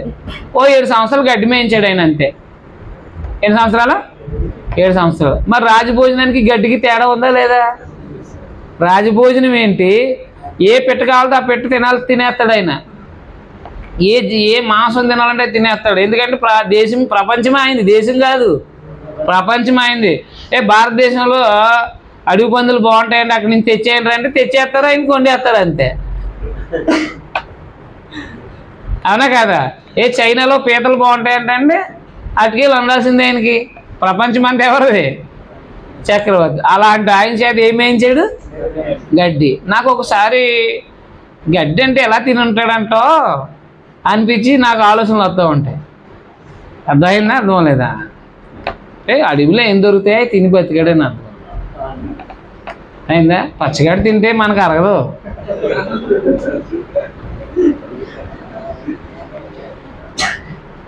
ఎప్పుడైనా సరే కదత్తా ఆవుకేసే గడ్డి కదత్త కోసి తినని మీరు ఏమైనా తినగలరేమో?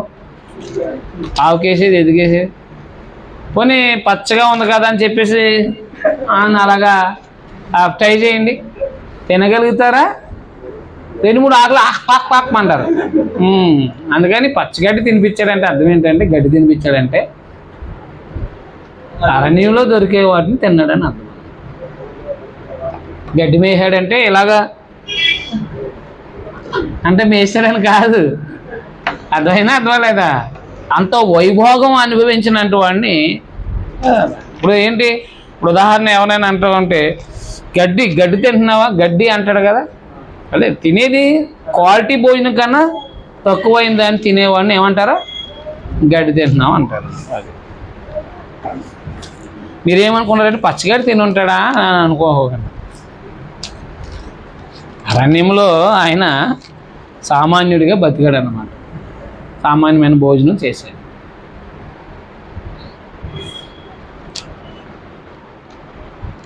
కాబట్టి దేవుని పిల్లలుగా మనం మూలుగుతున్నాం, దేని కోసం మూలుగుతున్నామో చూడండి. పెన్ కొనవలేదు మూలుగుతున్నామా? ల్యాప్టాప్ కొనవలేదని మూలుగుతున్నామా? లేకపోతే మన సెల్ ఐఫోన్ కొనవలేదని మూలుగుతున్నామా? ఏది మూలుగుతున్నాం? ఆ మూలుగుడు మంచిదేనా? కొంతమంది కొనిచ్చిన వెంటనే నీటిలో బకెట్లు అడిపోద్ది, అప్పుడు వాళ్ళ బాధ చూడాలి. ఏమవుద్ది? కొనిచ్చినన్నే కింద పడిపోయి పగిలిపోయి మొత్తం అలా ఒకసారి లారీ వెళ్ళిపోద్ది. అప్పుడు ఏమనిపిస్తుంది? ఇప్పుడు కొనుక్కొని వచ్చాయి ఏమైందని. అప్పుడు మళ్ళీ ఏదో దాని డూప్లికేట్స్ కొనుక్కొని సర్లే ఉందని చెప్పాలి, లేకపోతే వాళ్ళు ఉతికేసేస్తారు. కొనిచ్చిన వాళ్ళు ఏం చేస్తారు? అప్పుడు అవన్నీ కూడా ఏమైపోతాయి? ఏమీ లేదు, తీసుకొచ్చి బకెట్లో పడేస్తే పిల్లలు సరిపోద్ది. అవునా?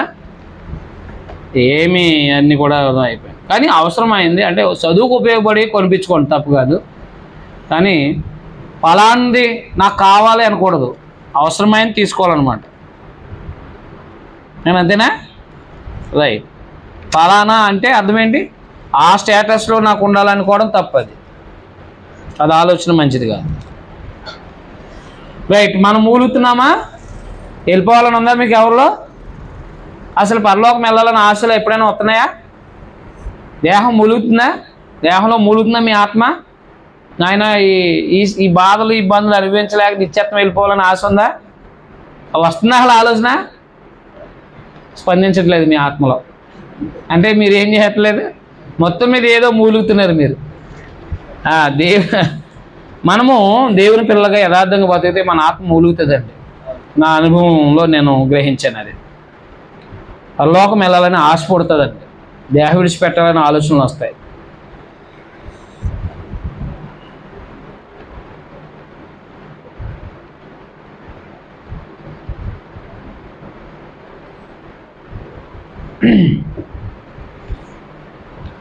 ఇరవై 24 వచనం. ఏలైనగా మనం నిరీక్షణ కలిగిన వారమే రక్షించబడ్డాం. అవునా? మన రక్షణలో ఏముంది అంటే యేసుప్రభువు మళ్ళీ తిరిగి వస్తారో మనం తీసుకెళ్తారని నిరీక్షణ ఉంది. నిత్యత్వం పొందుతామని నిరీక్షణ ఉంది. నిరీక్షణ గల వారమే మనము రక్షించబడ్డాం. నిరీక్షించబడినది కనబడినప్పుడు అంటే అర్థమైన పరలోకం కనబడినప్పుడు నిరీక్షణతో పని అంతే కదా. ఇప్పుడు దేనికోసం ఎదురు చూస్తున్నాం? పరలోకం కోసం, అది ప్రభు కోసం. కనబడినప్పుడు ఇంకా నిరీక్షణ ఉండదు. ఇంకా నిరీక్షించబడినది కనబడినప్పుడు దాంతో నిరీక్షణ ఉండదు, నిరీక్షణతో పని ఉండదు. తాను చూస్తున్న దాని కొరకు ఎవరు నిరీక్షించను? మనం చూడని దాని కొరకు నిరీక్షించిన ఎలా ఓపికతో దాని కొరకు. అంటే పరలోకం కోసం ఏమై ఉండాలి మనం? ఓపిక. అటువల్ల ఆత్మ బలహీన చూసి సహాయం చేస్తున్నాడు. ఆనాటి కాలంలో పరిశుద్ధాత్ముడు ప్రార్థనలో సహాయం చేస్తున్నాడు. ఇప్పుడు మనం ప్రార్థన ఎలా చేయాలో తెలుసుకోవచ్చు. ఎలాగా? రాయబడింది కాబట్టి పత్రికల్లో ప్రార్థన ఎలా చేయాలో పత్రికల ద్వారా మనం నేర్చుకోవచ్చా? నేర్చుకోలేమా? పౌలు గారు చేసిన, పేతురు గారు చేసిన, మొదటి శతాబ్దంలో సంఘం చేసిన, ఆ సంఘం ఎలా చేసిందో ఆ ప్రార్థన అలా నేర్చుకోవాలి మనం అన్నమాట.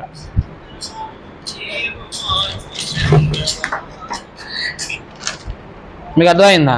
కాబట్టి దేవుని పిల్లగా గుర్తుపెట్టుకోవాల్సిన విషయాలు ఇవి. చూడండి అక్కడ,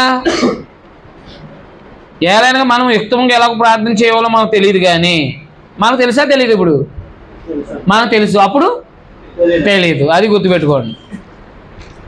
ఇప్పుడు అప్పుడు పోల్ చేయకండి. మనము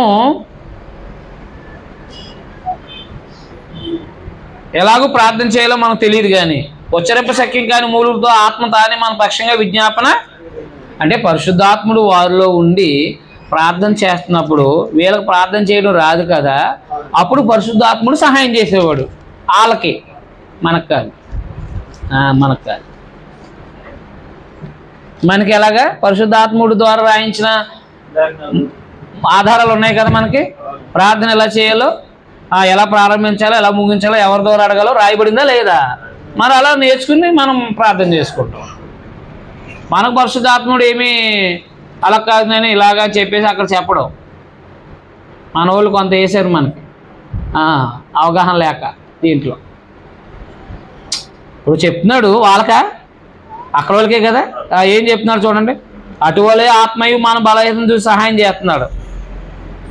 ఎలాగనగా మనం యుక్తంగా ఎలాగో ప్రార్థన చేయాలో మనకి తెలియదు. కానీ ఉచ్చరింప శక్యం కానీ మూలుగులతో ఆత్మ తానే మన పక్షంగా విజ్ఞాపన చేస్తున్నాడు ఆనాటి కాలంలో. నేను అర్థం లేదా?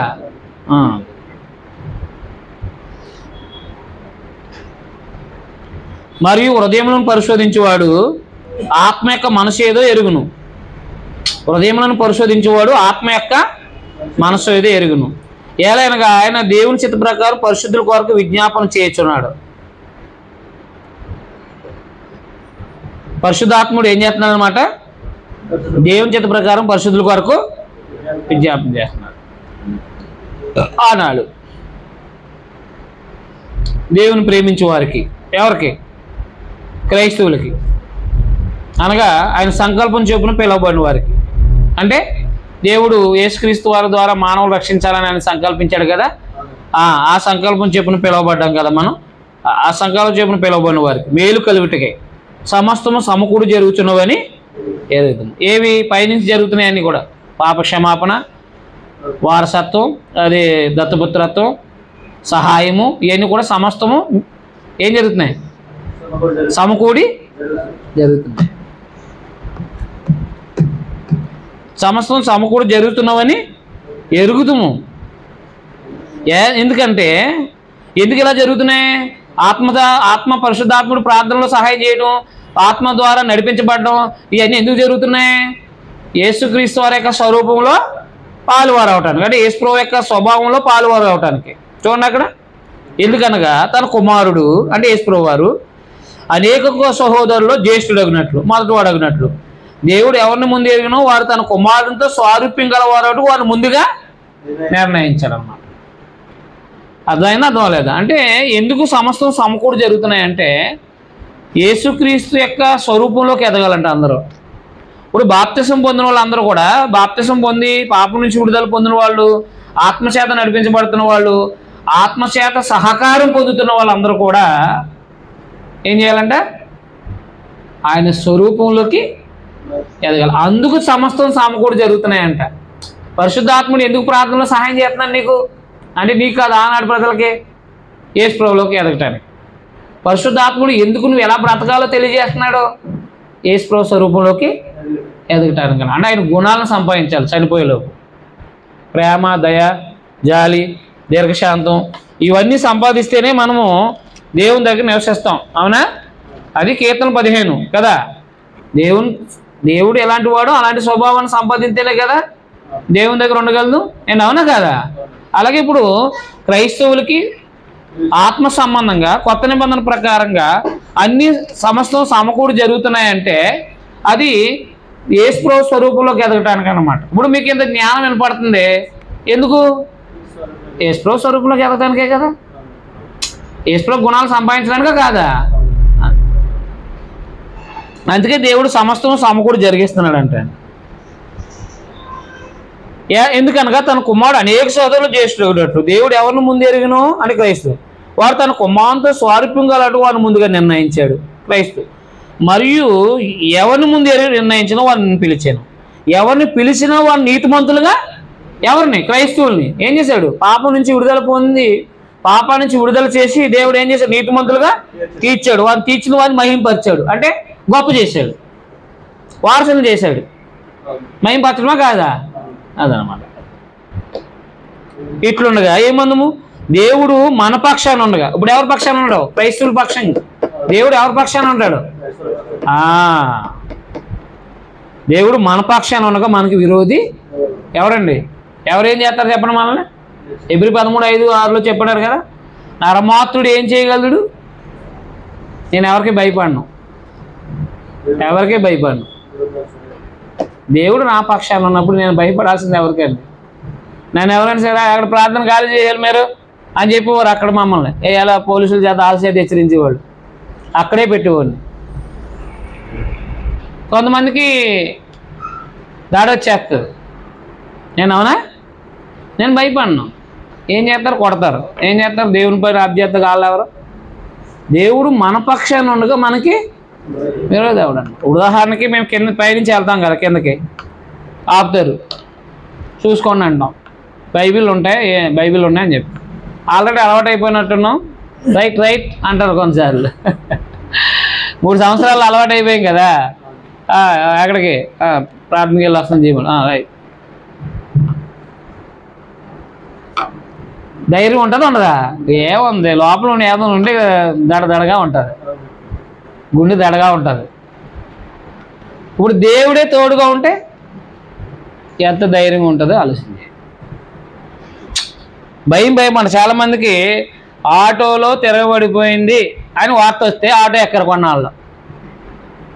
ట్రైను గుద్దుకుని ఒక 7 బోగీలు కాలిపోయినాయి అంటే ఏమెక్కరు? ట్రైన్ ఎక్కరు. ఫ్లైటు సముద్రంలో కూలిపోయింది అంటే ఫ్లైట్ ఎక్కరు. బస్సు లోయలో పడిపోయింది లేకపోతే కాలిపోయింది అంటే ఏం చేయరు? బస్సు ఎక్కిన వాళ్ళకి నిద్ర ఎట్టదు, ఎక్కడంటే పోద్దేమని. ట్రైన్లో కూర్చున్న డగ్ డగ్ డగ్ డగ్ డగ్ మంట చూడండి. ఒక్కొక్కసారి తిరుపతి వెళ్ళే వాళ్ళు ఏవో మంచి స్పీడ్ కొడతాడు విజయవాడ వెళ్ళిన కాడి నుంచి, ఇంక పడిపోతున్నట్టే ఉంటుంది. ఇంకా ఈ ట్రైన్ కూలిపోయినదని ఇని ఎక్కినోడికి ఎలా ఉంటుంది? అయిపోతుందంటవా ఇంకా అనిపిస్తుంది. మరి ఇలాంటి భయాలు అనుమానాలు ఉన్న టైంలో మనం ఏం చేయాలంటే కూర్చోవడమే, ఎక్కిన ఆయన అంతే, ఎక్కిపోనవయ్యా అని చెప్పేసి భయం లేదా అంటారు. ఏమవుదంట. సీనియర్ డ్రైవర్లే కొండల కిందకి నడిపిస్తూ ఉంటారు, ఎవరాళ్ళు కొండలకి వెళ్తూ ఉంటారు కదా. సీనియర్ డ్రైవర్లు అందరూ ఏం చేస్తారు? లోయల్లోకి నడిపిస్తూ ఉంటారు. ఇంకా అయిపోయింది వాళ్ళ చరిత్ర అంతే. అదైనా అర్థం లేదా? దేవుడు మనకు తోడుగా ఉంటే ఏమన్నాడు ఆయన? అంతే. ఇంకేమన్నా క్రైస్తవులు అయిపోయామనుకోండి, బాప్తిసం పొందేసాం అనుకోండి, ఇప్పుడు ఎవరి పక్షం అయిపోయాం మనం? దేవుడు మన పక్షంగా వచ్చేసాడు అంతే. ఎవరు ఏం చేయలేరు, అపవాది కూడా ఏం చేయలేరు. అయితే మనలో ఉన్న పాపాన్ని బట్టి అపవాది మనల్ని రా పర్లేదు రా నువ్వు నా సంపాదన చూడు ఇచ్చుడు అని చెప్పి పాడు చేసి పడేస్తున్నాడు. మన సహవాసం సాతానుతో ఉండడం వల్ల ఏమవుతుంది? పాడైపోతున్నాం. మనం అంటే మనం కాదు, లోకంలో ఉన్నవాళ్ళు. అంటే ఇప్పుడు ఏం చేయాలి? మనం కొత్త నిబంధన ప్రకారం బ్రతకాలంతే. అప్పుడు మన పక్షంగా ఎవరు ఉంటారు? దేవుడు మన పక్షాన ఉంటాడు. అంతేగాని మా పక్షాన్ని ఎమ్మెల్యే ఉన్నాడంటే ఆయన ఎంత 5 సంవత్సరాలు మొన్నటిదాకా అన్నారు వాళ్ళు అయిపోయింది, మళ్ళీ వీళ్ళంటారు వాళ్ళు అయిపోతారు, వీళ్ళంటే వీళ్ళు అయిపోయి ఇంక ఇలా అవుతూ ఉంటాయి. 5 సంవత్సరాలకి అంత గర్వం అంటారా? మరి ఇప్పుడు ఇక్కడ చనిపోయిన తర్వాత శాశ్వత కాలం ఉండేవాళ్ళు మనం ఎలా ఉండాలి? నన్ను అంటూ ఉంటారు ఒకళ్ళు, ఏంటండి బాబు ఈయన అంత బొత్తుగా ఇలా మాట్లాడుతూ ఉంటారు ఏంటి ఇది అంటూ ఉంటారు. అర్థం అవ్వదు కొంతమందికి. మనం దేవుడు మన యందు ఉన్నాడనే ధైర్యాన్ని వాళ్ళు జీర్ణించుకోలేరు. ఎవరికి? భయస్తులు జీర్ణించుకోలేరు. దేవుడు మన పక్షాన ఉండగా మనకి ఎంత భాగ్యమో చూడండి. క్రీస్తునందు దేవుడు మనల్ని ఎంత ఉన్నతమైన స్థితిలో పెట్టాడో చూడండి ఒకసారి. తన సొంత కుమారుని అనుగ్రహించుటకు వెనుతీక మన అందరి కొరకు ఆయన అప్పగించిన వాడు. ఆయనతో పాటు సమస్తం మనకి ఎందుకు అనుగ్రహించడం అంటే నిత్యత్వానికి సంబంధించింది. దేవుని చేత ఏర్పరచువాడిని వారి మీద నేరం మోపువాడు ఎవడు? నీతిమంతులుగా తీర్చేవాడు దేవుడే కదా, అవునా కదా? నిర్దోషులుగా చేసేవాడు ఎవరు? పాపుల్ని నిర్దోషులుగా చేసేది ఎవరు? దేవుడే కదా. దేవుడే చేయగలడు. శిక్ష విధించేవాడు ఎవడు? చనిపోయిన క్రీస్తు యేసే. అంటే ఆయన మరణించాడు కాబట్టి మనం అందరు పాప క్షమాపణ. అంతేకాదు మృతుల్లో లేచిన వాడు, దేవుడు కృపాశ్రం ఉన్నవాడు, మన కొరకు విజ్ఞాపన కూడా చేయవాడు ఆయనే. దేవుని కృపాశ్రం ఉన్నవాడు మన కొరకు విజ్ఞాపన అంటే ప్రధాన యాజకుడు కదా. ప్రధాన యాజకుడు కాబట్టి మన కోసం విజ్ఞాపన చేస్తున్నాడు ప్రభువారు. ఎంత భాగ్యం ఉందో చూడండి. క్రీస్తు ప్రేమ నుండి మనల్ని ఎడబాపువాడు ఎవడు? యేసుక్రీస్తు వారి యొక్క ప్రేమ నుండి మనల్ని ఎడబాపువాడు ఎవడు? ఎడబాపుగలుగుతాడు? శ్రమ, బాధ, హింస, కరువు, వస్త్రహీనత, ఉపద్రవం, ఖడ్గం మనల్ని ఎడబాపున ఎందుకూర్చి వ్రాయబడినది ఏమనగా నిన్ను బట్టి దినమెల్లా నేను వధింపని వారు వదకి సిద్ధమైన గొర్రెలమని మేము వెంచబడిన వారము ఆయనను.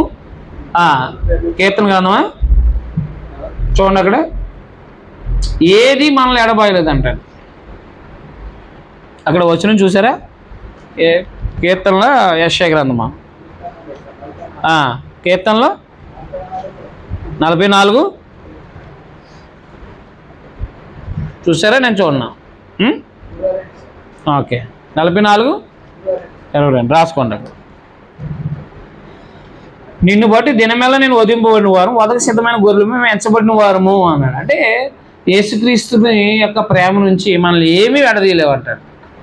వస్త్రహీనత, కరువు, ఎవరో ఎడదీయలేరు. ఈ భౌతికమైన ఉపద్రవాలు మనల్ని ఏమీ చేయలేవు. అందుకే కదా మాస్దోలను కడుబీదలు, అవునా కదా? మాస్దోలు ఉన్నవారు ఎవరు? వాళ్ళు యేసుప్రభు ప్రేమ నుంచి వెళ్ళలేదు. ప్రకటన గ్రంథంలో చాలామంది చంపబడ్డారు, అదే యాతన పెట్టబడ్డారు, క్రయ విక్రయాలు అమ్మకుండా చేయబడ్డారు. అయినప్పటికీ ప్రభువుని వదిలిపెట్టలేదు. ప్రభు ప్రేమ వారి నుంచి వదలలేదు.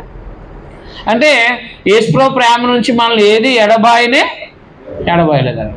దాన్ని బట్టి మేము దినమెల్లా వధింపని వారు, వదక సిద్ధమైన గొర్రెలము, మేము ఎంచబడిన వారము.